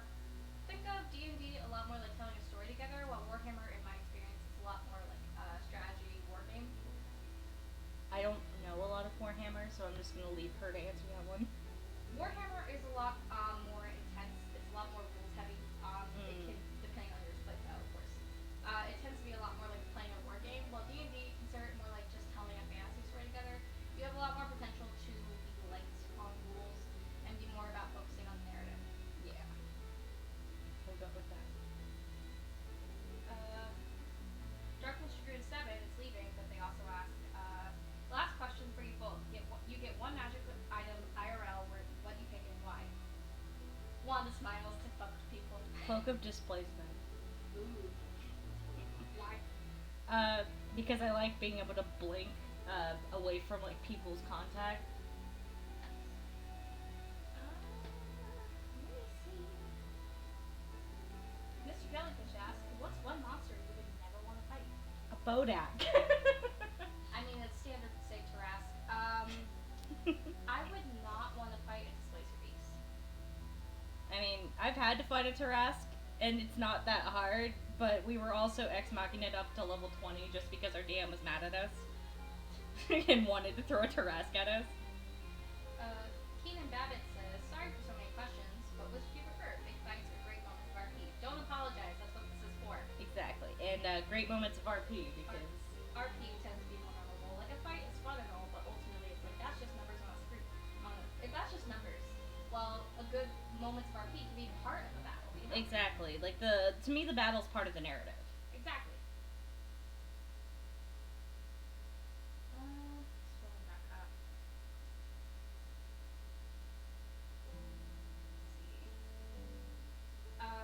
One person's asking, who is your favorite High Rollers character?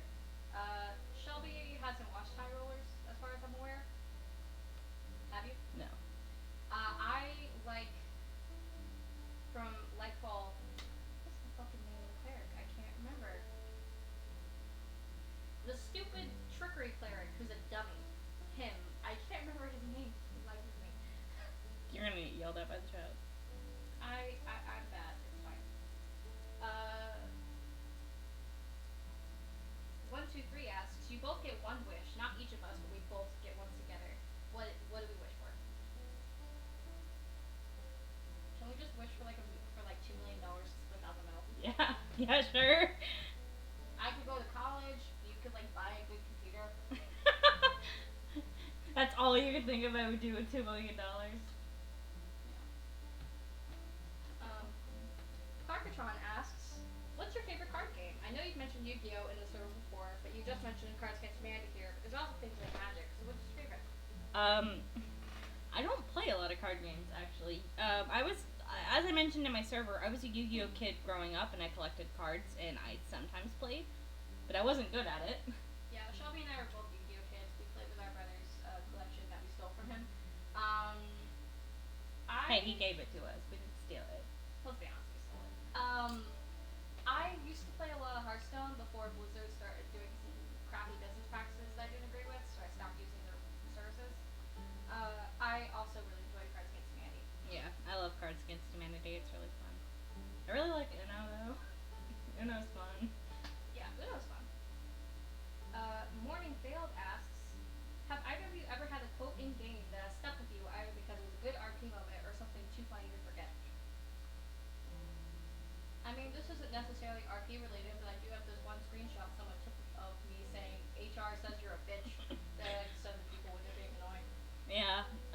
No, not that I can think of off the top of my head. There probably is one, and it's just eluding me. Again, scatterbrained individual. Let's see. The Duck Brigade asks, I just realized it says Brigade and not Brigade. What is your go-to drink, whether it be alcoholic or not? I actually don't drink a lot of alcohol. I do like a glass a week, maybe. Yeah. I like water. Well, I'd like to say I'm not healthy, but I drink a lot of Diet Coke. And if I was going for something alcoholic, Fireball. It's easy to drink. When I do drink alcohol, I tend to like gin-based drinks. I like vodka. I do not like tequila.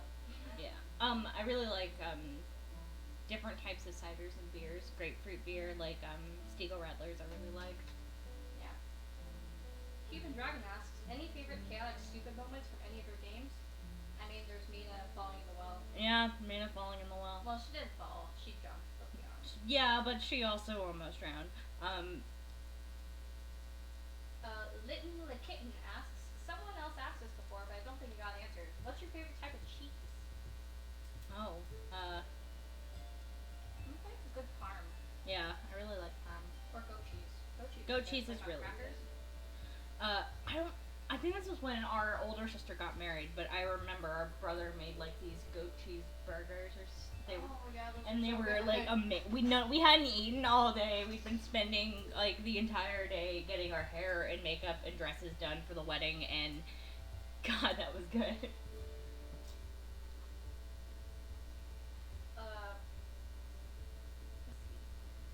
Hollow Hope asks, what's the cringiest character you've had the displeasure of playing with?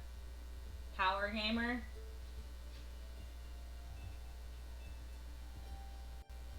There was one person I played with who, I don't think they realized it at the time, but they played a character who was essentially Toko from Danganronpa, but with like a lot more problematic interpretations of depression and self-harm. I did not enjoy that character very much. Mm-hmm. Especially as someone who I personally have had a history with self-harm, seeing it treated disrespectfully can really upset me. Yeah. Well, I also think in my Adventures League game, that barbarian, he was just a very all the negative stereotypes about barbarians and barbarian players. Yeah. Let me see. Game Katie asks, would you rather be a goose for the day or a sea lion for the day? I'd be a goose, so I want people. Yeah, I want to be a goose. Actually, sometime after I'm done with this, I can actually turn on my desktop goose if you guys want me to. I'm not modding that shop. Gentleman's Pancake asks, what's the saddest in-character moment you've had in a tabletop? Saddest moment? Yeah.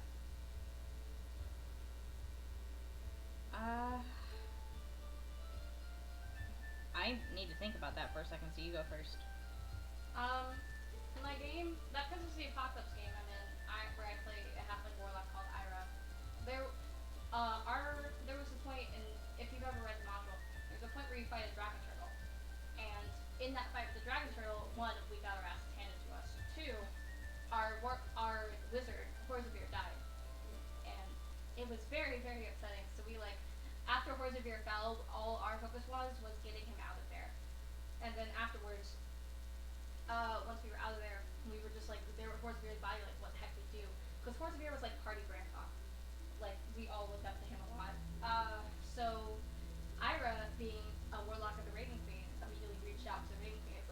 we do? What can we do? And the DM like this really cool thing where basically, for those of you who's familiar, a Fey spider called Anantir, who was actually, they were like in love in a couple, it was a thing, as we all found out, gave up his life in order to revive Borzavir, and that was really, really cool. I think mine, God, I'm trying to think of one besides when Lydia died, because that one is like the one that's the freshest in my head. Oh, I guess Lydia's death, because it was super dramatic.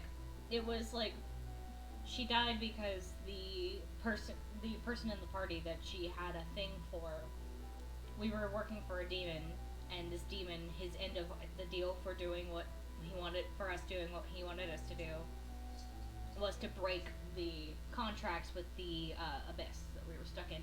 I know that that doesn't make sense, and I know that's a devil thing. This DM's world was weird.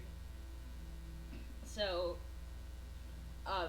he didn't break Katrine's, and Lydia got pissed, basically said, I'll make a contract right now to free Katrine, and she was given the choice to work with him or die, and she kind of just looked him dead in the eye and said she'd rather drop dead, and he killed her right in front of Katrine. So, it was really messed up, but I still say that's my favorite one, just because of, Lydia went out on her own terms, and it was very impactful for the party. The Necrodancer asks, are you two fans of the Witcher series? Castlevania? GOT? I have started watching the Netflix show, but I never had very much exposure to the games. I've been playing The Witcher 3 lately. I've never really been exposed to Castlevania. I have watched all of Game of Thrones except the last 2 episodes. I don't know what happens. I don't want to know what happens. As far as I'm concerned, it ends at the Battle of Winterfell. That's it. Yeah. And so please don't tell me what happens. I don't want to know what this ever Don't tell that to a YouTube comment I'm section. still saying it. So, Game of Thrones is one of those shows that's just too intense for me. Strikes too many very sensitive subjects for me personally, so I tend to stay away from that kind of thing. Let's see. Hollow Hope asks, as a player, would you say that emotional moments are effective whenever a DM attempts to implement them into the game? No. I think a DM can implement them and they can be just as impactful if it's done correctly. I think it depends on how the DM does it. Like, if it's shoehorned in, it's not gonna work, but, like, the DM brings up something that, like, really impacts in the moment. Like, bringing up a backstory bit in just the right place. It can be really good. Like, with my DM, with, like, the whole switch with Anantir and Borzavir, that was, like, really impactful. Yeah, or in my Tomb of Annihilations game, the way that actually, no, this is really freaking relevant because this is something I wanted to tell you guys about. This happened last week. We were very certain we were going to TPK. Anybody who knows the module, we were fighting the Lich, Cassandra? I think that was her name. We didn't really get her name because we kind of stumbled into her little lair and she demanded our map, and when we offered to make her a copy of the map, she attacked us. So we were certain we were going to TPK because we had gone through one round and she had almost wiped out half of us. Like half of us had our HP just completely destroyed by a poison attack she did. And after we got out, we made it out, we were fine. Our paladin rolled like an epic crit and like tanked like 3/4 of her health. So, afterward, our DM put us all through custom nightmares that were specifically tailored to us, and our experience before, with the party and before we were with the party. And the one he made for me was so... The one he made for my character was so impactful to how she's viewing herself currently. I don't know if I want to go into exactly what the dream was, because it involves a lot of world explaining, and you guys will be getting Arrow's backstory animatic fairly soon. But that kind of thing I think can be great in games, if it's done well and it's implemented well. He figured since we had just gone through this really horrific event, you know, where we were very certain we were going to die, our characters being a little frazzled and having nightmares would make sense. Clarkatron asks,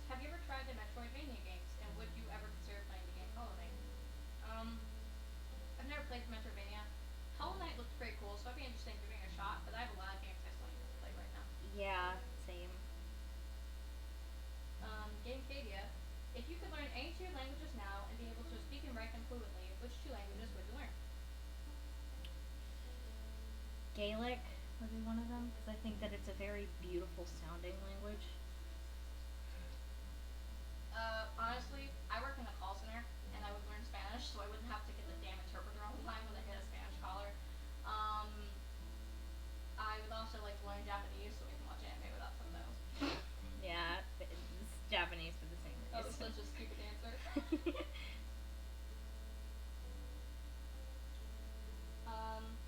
The Gentleman's Pancake asks, any tips for DMs on getting players more engaged with roleplaying?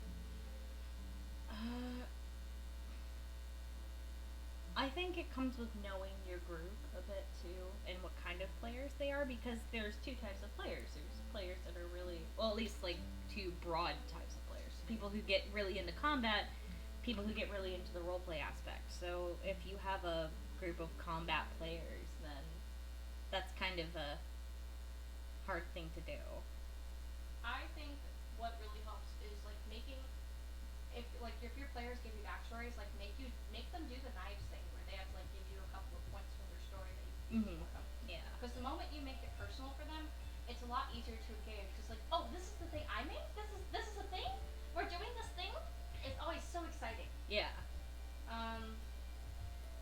Yeah. A lot of it is just bringing what. Don't be afraid to incorporate what your players create. Because D&D is creating a story together. Mm-hmm. So make sure there's like consequences for what they do, and like incorporate them into the world to make them feel part of it, and they'll be a lot more engaged in playing. Mm-hmm. The Duck Brigade asks, what's something you're looking forward to later in the year? Going to visit my boyfriend in June. That's kind of where most of my planning ahead is right now. This is my first time flying, and also the first trip I've ever taken by myself without like another person. So. Double A Rock says, what do you think are good sources for background music in D&D? I don't know where my DMs get their background music. Video game soundtracks are a really good place. Yeah. Witcher 3, the Skyrim games. I personally adore the soundtrack from Zelda. I'm pretty sure not my main game, but the game I played this character, and we mostly used the Skyrim soundtrack.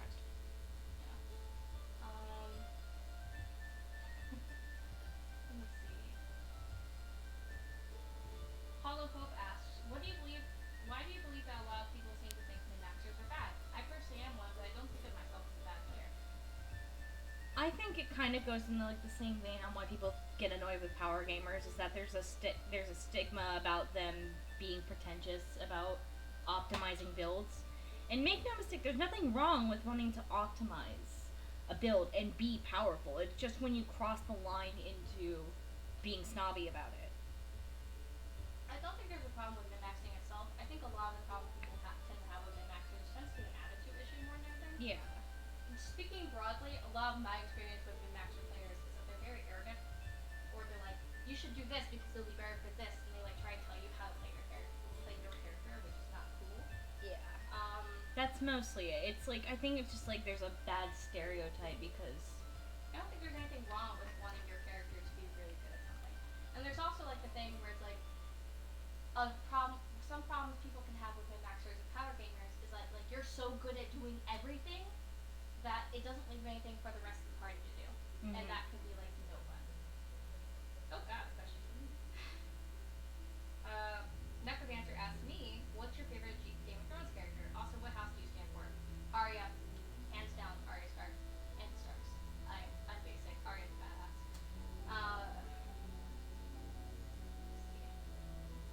let's see how everything's doing over here. Shane Jetster asks, what's your favorite template to put on a PC? I'm not sure I understand the question. Like, do you mean like a Like class? your favorite backstory trope, or? Because if you're talking about that, sad. I make a lot of very tragic characters, and a lot of them are running away from things. Like I said, I like to play a lot of characters that are involved with death somehow. I guess I'm a goth at heart, but I really like playing with the idea of like rebirth and past lives and what happens when we die and like how does that trauma impact us. I think it's a lot of fun. Yeah. I play a lot with themes of loss and trying to find things. Like the game I was playing him with Connor. I was playing a character that was searching for things, but she was also running away from a really harsh reality that she didn't want to face. So stuff I like to leave my characters at a baseline where they can grow. Dalton Roderick asks, if each of you could have any D&D creature as a pet, what would you choose and why? I have a pseudo dragon, I'd have an imp. and oh god, what would I name him? I don't know what I'd name him. Damn. I want to say Sylvester because that was what Sylvester originally was he was a pseudo dragon. I would have an imp. I would call him Jeeves, and I would use him purely to fetch me things and fuck with people. Guardian of the Moon asks, I don't know if this has been asked already, but what was the best or most fun Nat 1 or Nat 20 moment? For me, a long time ago at this point, I was playing a wild sorcerer, and her name was Rowan. She was a wild magic warforged sorcerer. Her whole deal was that she was terrified of fire, and whenever she was around fire, her DM made her roll a wisdom save to see if her fear would overcome her, and she surged. And one day I failed my save because I saw fire, and he had me roll on the wild magic table, and I rolled a 1. When you roll a 1 on the wild magic table, you surge every round for a minute. And by the end of it, she was like blue, had bunny ears. Yes. By the end of it, she had breathed fire, had bunny ears, had turned blue, had grown a foot in height without gaining any mass, so she turned like tall and thin and creepy like Jack Skellington. She summoned flumps. She accidentally made the cultists we were chasing cast fly on him. It was wild. Oh, and she had a feather beard. Oh yeah, she had the feather beard, but Warforged can't sneeze, so she had to painfully pluck it out one feather at a time. And God, I haven't had too many terrible Nat 1 moments.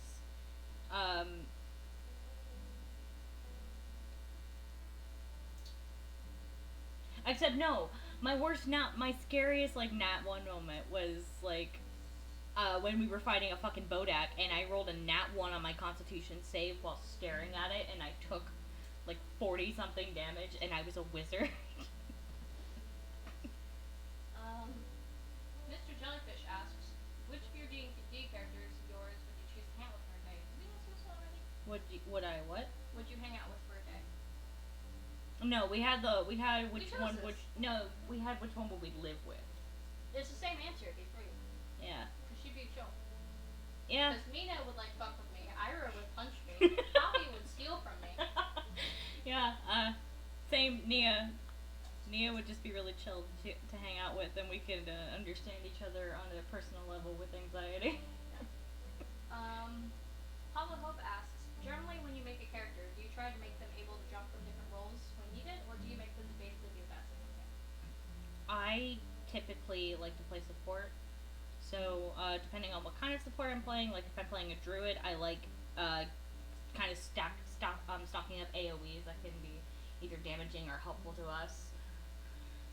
Or if I'm playing, you're fine. Same thing if I'm a wizard or if I'm a cleric, I really focus on the healing aspect. I like to play toolkit characters, so I like to be someone who can like fill any role. Like Poppy, my paladin, she can heal, but she can also tank, and she can also deal fucking massive amounts of damage because of like her abilities. Because I built Poppy as a dex paladin. Yeah, my druid arrow, she's okay. My druid arrow, she's been I kind of had to change her role halfway through because I changed my circle. I went from spores to shepherd, so now I guess I can focus a lot more on my totem spirit's abilities. So I guess she's kind of changed, but I don't typically build that way. And hold on, I'm looking through the chat now.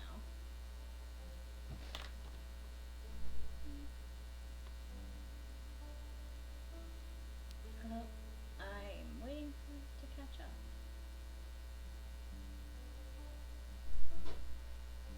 Do you like adding flavor to spells?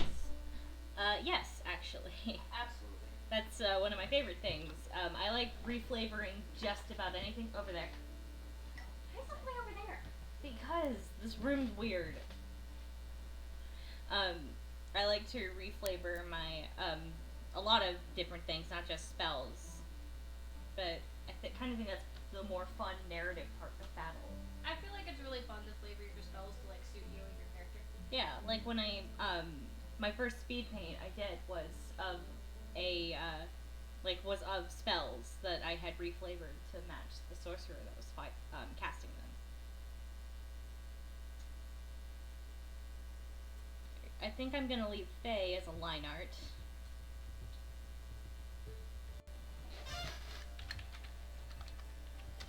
Okay.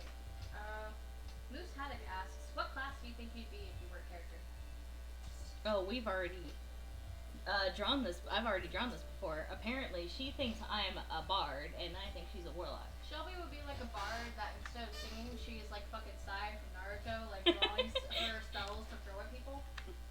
And I call her a great old one warlock because her boyfriend is basically Cthulhu. He is not. Yes, he totally is. I'm sure Cthulhu has a much better against this. Maybe that's why his immune system is so bad. It's all that freaking raw power. Also, we're moving on to the Bard Warlock multiclass. David Harshman asks, who would you say are your favorite artistic inspirations? Ooh, okay, well, I already mentioned one earlier. One of them is ADD Illustrates. One of them is Joe Cat, because I really respect him as an artist. I think his work is very, very pretty, and his animations are so smooth. And a couple other artists. I really like an artist named I Am Sketchy on Instagram. One of my best friends, Skittles Juice, is a fantastically talented artist. Same, my friend Ginger Quinn.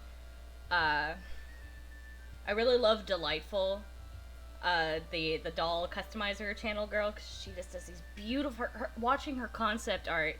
How she makes concept art for her characters, or like watching her do her digital speed paintings. It's just freaking beautiful. Can I shout out Zoe Zenny on Twitter, because she's my favorite person to go through. She's got an adorable style. I love her. Go support her, please. Yes. She deserves all the love. She's amazing to work with for character design.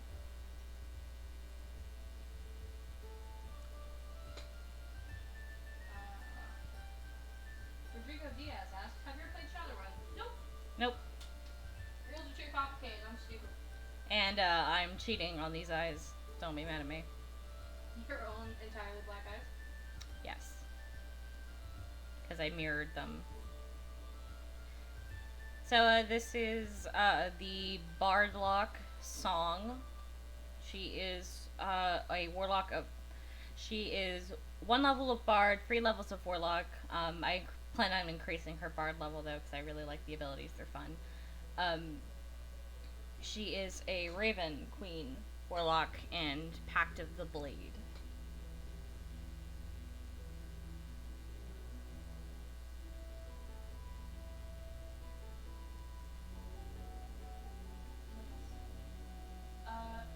Double A Rock says, you both discussed the motifs you typically enjoy using while creating PCs.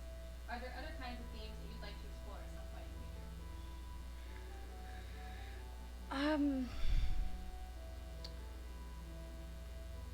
I honestly, I get inspired a lot by other media I consume when I make characters, so that kind of dictates the motifs I want to play. Like, for my paladin, it's a very, this is a very different motif than what I normally play, because I'm starting with so much less than I usually do. I'm playing Nosmar Paladin, who woke up in the Mournlands in Eberron with no memory of who she was, and like a very vague direction in where she's going. So I guess playing something that's less prepared is... I would like to really explore characters who have like more existing ties in the world. I tend to play a lot of young characters, so I'd be more interested in playing someone older. Like, at one point I had an Asmar monk named Finley, who like had a whole family she was hiding from. She loved them, but she was like on the run from the mob, basically, because she saw a smuggling bill she shouldn't have seen. And so she was on the run to avoid getting her family caught up in it. I would love to play more characters who had like actual like families and I play a lot of characters that have families. Like, Song has families. Arrow has a son and a husband she's running from. So I typically play characters with very heavy ties to the world, but I would love to just kind of give my DM some liberty to surprise me for once. Gentleman's Paradise asks, any tips for staying focused on art? Half the time when I sit down to draw, I stop halfway through and do something else because ADHD. Find something that you like. For me, it's putting background noise on. I listen to a lot of Reddit stories. Like, I'll like put r/ on in the background, or I'll listen to like Mr. Nightmare's creepy Reddit accounts, or sometimes I'll go back and I'll listen to Mr. Creepypasta. I listen to a lot of like narration stuff. But like, turn some music on, or find something that can like help stimulate your brain, because then you won't get bored. I am not an artist, but I do write. I find what helps me, like when I need to write, or even when I just need to just, like sit down and do a lot of paperwork for work or theater. Leaving my house and going somewhere busy, like a cafe or something, really helps me focus and work. Yeah.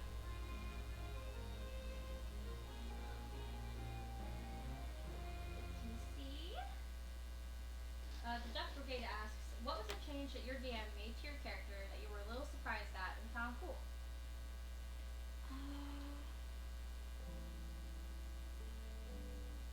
Oh my god, this is adorable. That's what I get to drop there. Oh, cute. That's so cute. Okay. Now normally me and my DM discuss changes, so I guess the way I want to answer this, I think, is one that he indirectly made, that maybe he influenced instead, because I've never had a DM directly make a change.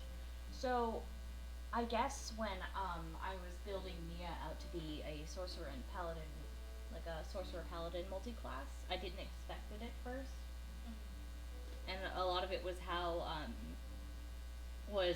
her and Gladiator were interacting and how John was handling that. So. I mean, for me personally, it wasn't really a change per se, but it was a cool thing my DM introduced.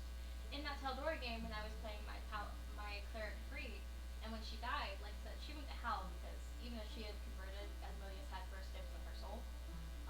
So the party was coming to come save Free, and the DM came to me and was like, a devil comes to you and makes you a deal. It offers you a deal to get you all out of there safely. You just have to do this, including your soul will be forfeit for X amount of time. And Free took the deal. Free was like, anything to make sure you people are safe, because Free was very brokenhearted that her soul went to hell when she'd been trying to escape her past for most of her life. So she was like, my soul's already forfeit. At least this way I can make sure these people who are coming for me are safe.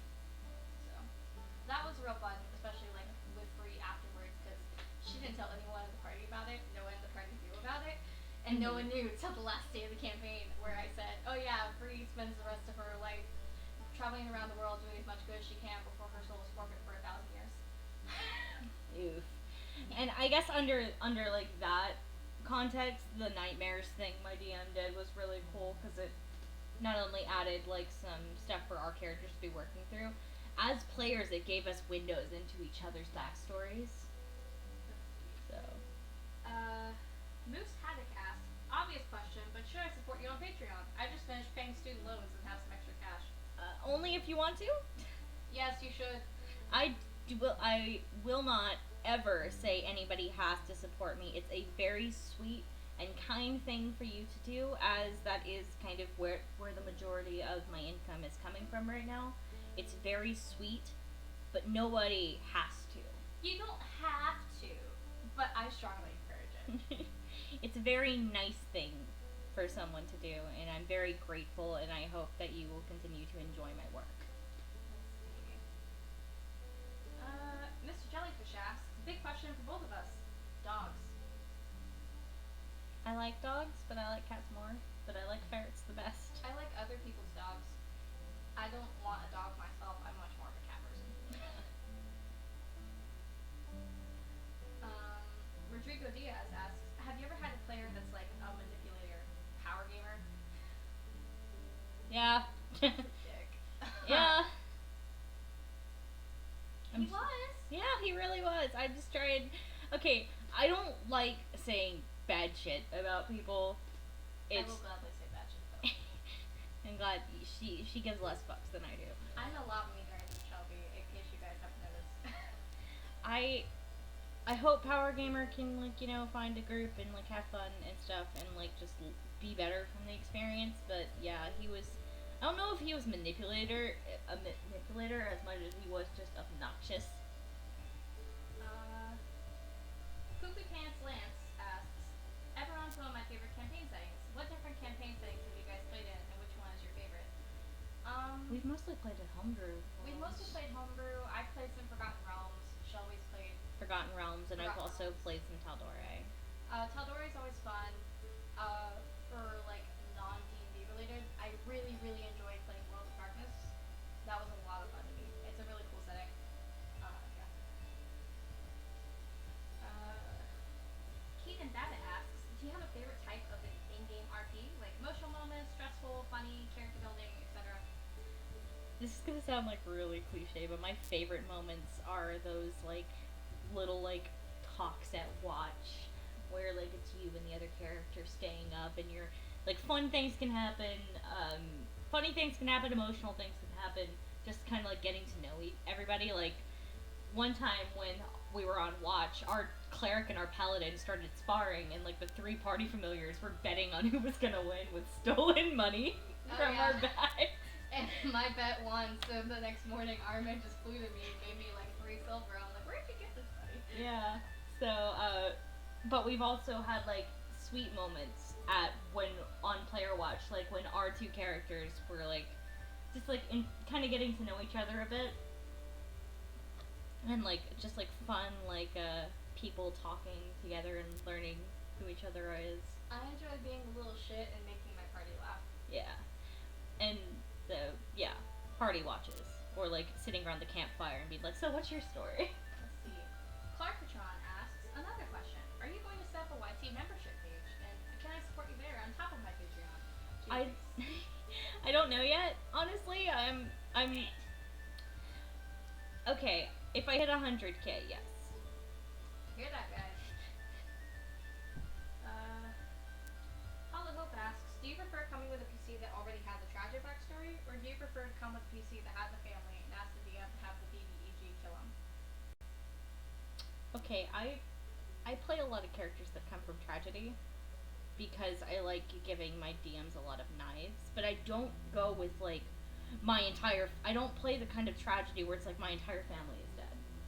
I like to play the kind of tragedy that's a bit more subtle, like Nia, what I felt was the most tragic about the wizard I was playing was that despite being the spellcaster she was, she still overly judged herself.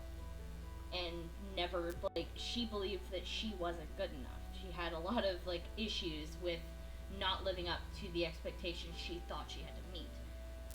I like playing characters that come from tragedy, but process that tragedy in very different ways. I don't necessarily like to be the dark, edgy rogue, just because, like, my character's family's dead. Like, yeah, Ira's broody, but she's also someone who was murdered. She's in the stages of grief for herself. Mm-hmm.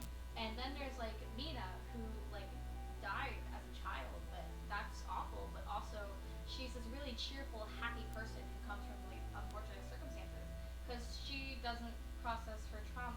She doesn't realize her trauma is trauma. Mm-hmm. And then there's Poppy, who's been through some rough shit, but she's also a kid, and she has this really bright outlook on the world. I like taking characters that come from tragedy, and then interpreting that tragedy through different lenses. Yeah. John Martinez asks, if you could create a class for D&D, what would it be? I want to do like a true and proper like brewing potions, spooky rituals, like casting bones witch. Mm-hmm, yeah. Helicully asks, is there any game that you often do besides D&D? Final Fantasy 14. Not really, because I don't have a system, so anything that'll run on my computer.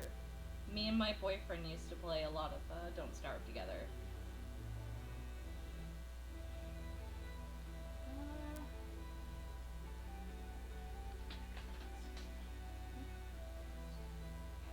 Alright guys, we're going to be finishing up soon, so any yeah, I'm just gonna finish this line art, and I think we're gonna wrap up for the first stream.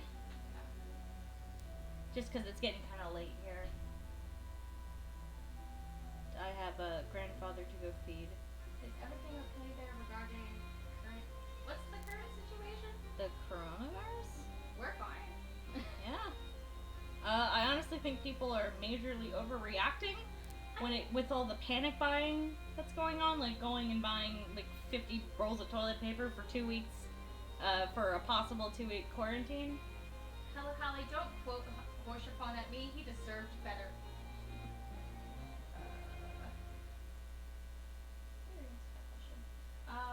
The Duck Brigade asks, what's the creepiest folklore story you've heard? The creepiest what? Folklore story. Folklore. Huh. I have to think about that one. Well, while you're thinking about that, the Necrodancer wants to know, how are you such an amazing artist? I've been drawing for 10 years and I neglected all my schoolwork to draw in class. That's 100% accurate. She's drawing the walls and blaming me for it. Okay, that wasn't while I was in middle school, though. That was when we were, like, kids. You were the only one who drew with flappy hands. Okay, so I used to draw hands like flippers, and I tried to blame it on my sister and then my older sister because I was an unaccounted little like, shit of a kid. Little Kitten asks, how superstitious are you regarding your dice?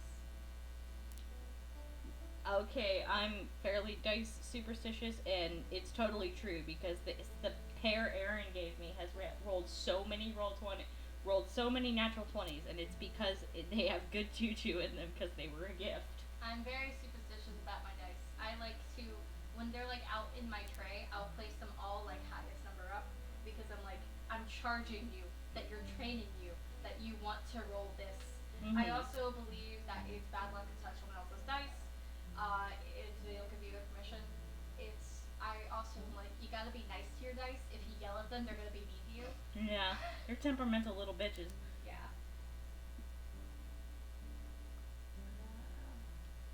Devin Chastain asks, what process do you use to create characters? Did we answer that already? I think so. Hollow. Oops, sorry. It's kind of different for every character. It depends on what my inspiration is. Hollow Hope asks, have you ever seen an NPC that seems like they may be embodying the DM's kinks? No. No. Devin Chastain asks, what's your favorite Warlock patron and why? Raven Queen. Why? I think it's because it kind of lets me play with more tragic aspects on why do you serve the Raven Queen? Why do you serve the Matron of Death? Actually, this character is a warlock to the Raven Queen because she was murdered in life while pregnant and was so fucking pissed that her kid was killed. And she wasn't mad that she died. She was so pissed that her kid didn't have a chance at life that she refused to find peace and makes a pact. So. I really like I said, I really like the Undying. I think it's a really neat concept. Like, I've had this concept for an Undying Warlock for a while who isn't, like, packed with a lich or anything. It's like, she's married to her patron. Her patron is, like, this, wizard that had made some sort of deal in his life to live forever. And, like, now her goal is to help him break his immortality so that they can live a life together. No. The Necrodancer asks, what are your favorite damage types?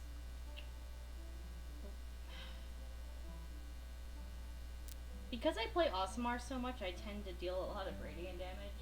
I like radiant damage. It's cool. And it's like, it's burning my enemies with holy fire. Yeah, so we're gonna take 3 more questions and then we're gonna call it quits. Okay. Are you almost done with song? Yeah, I just need to do her eyebrows and her eyes. Let me see. Okay. Cuckoo Pants Lance. If you could stop time but for only 5 seconds at a time, what's the first thing you would do with that power? I would flick off anyone who made me mad. Without any consequence. I would stop time and yell at Dad to stop talking about politics in the morning. That's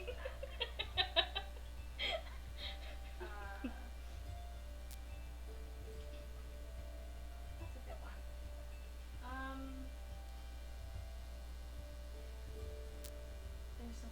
I don't know how to just choose to Shelby. Well, pick one now. Sparkatron asks, final question from me. What do you think has been the most significant moment in D&D for you? Question for both of us. Like, in terms of, like, my love of the game, Yeah. we'll say. Let's go with that.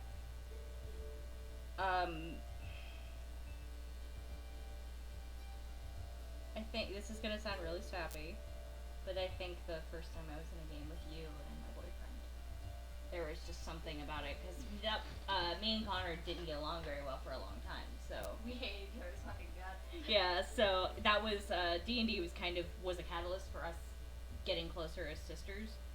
So, that first session, where I was playing with you and Sam. I'd say for me, this is really cheesy, but also the first game I got to play with my boyfriend, because when we initially started playing together, in like the game where like all of us were together, it was split into two separate groups. Like Shelby, Sam, and everyone else played in one group, and I played in a different group. And my boyfriend and I didn't actually start playing together until he joined Mika's game, and like being able to play with him has been really, really great, especially because Mika's game is like really, really fun. Mm-hmm. One last question. Let me see.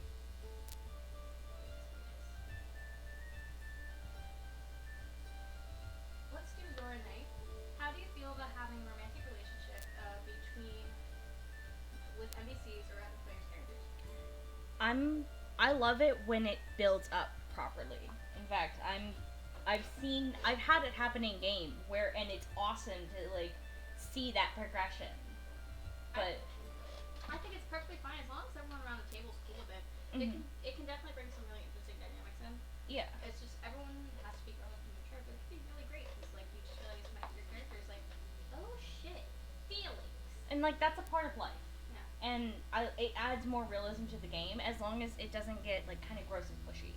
Yeah. And one last one I'm gonna make you do. It's cute. Keenan Babbitt asks, final question. Have you enjoyed doing this stream? Yes, actually, this was very fun. And with how well this went and how much you guys were engaged, this makes me want to make this a more regular thing, like maybe a once a month thing. Am I gonna have to help you every time? We'll see what happens, because I think you're half of why this is entertaining. Why? You're entertaining. What? Everybody in the chat, please tell Connor how amazing she is for taking some time to moderate my chat so that I don't have to stress about it. Please don't. Please do. And I hope you all have a wonderful night, and thank you so much for joining.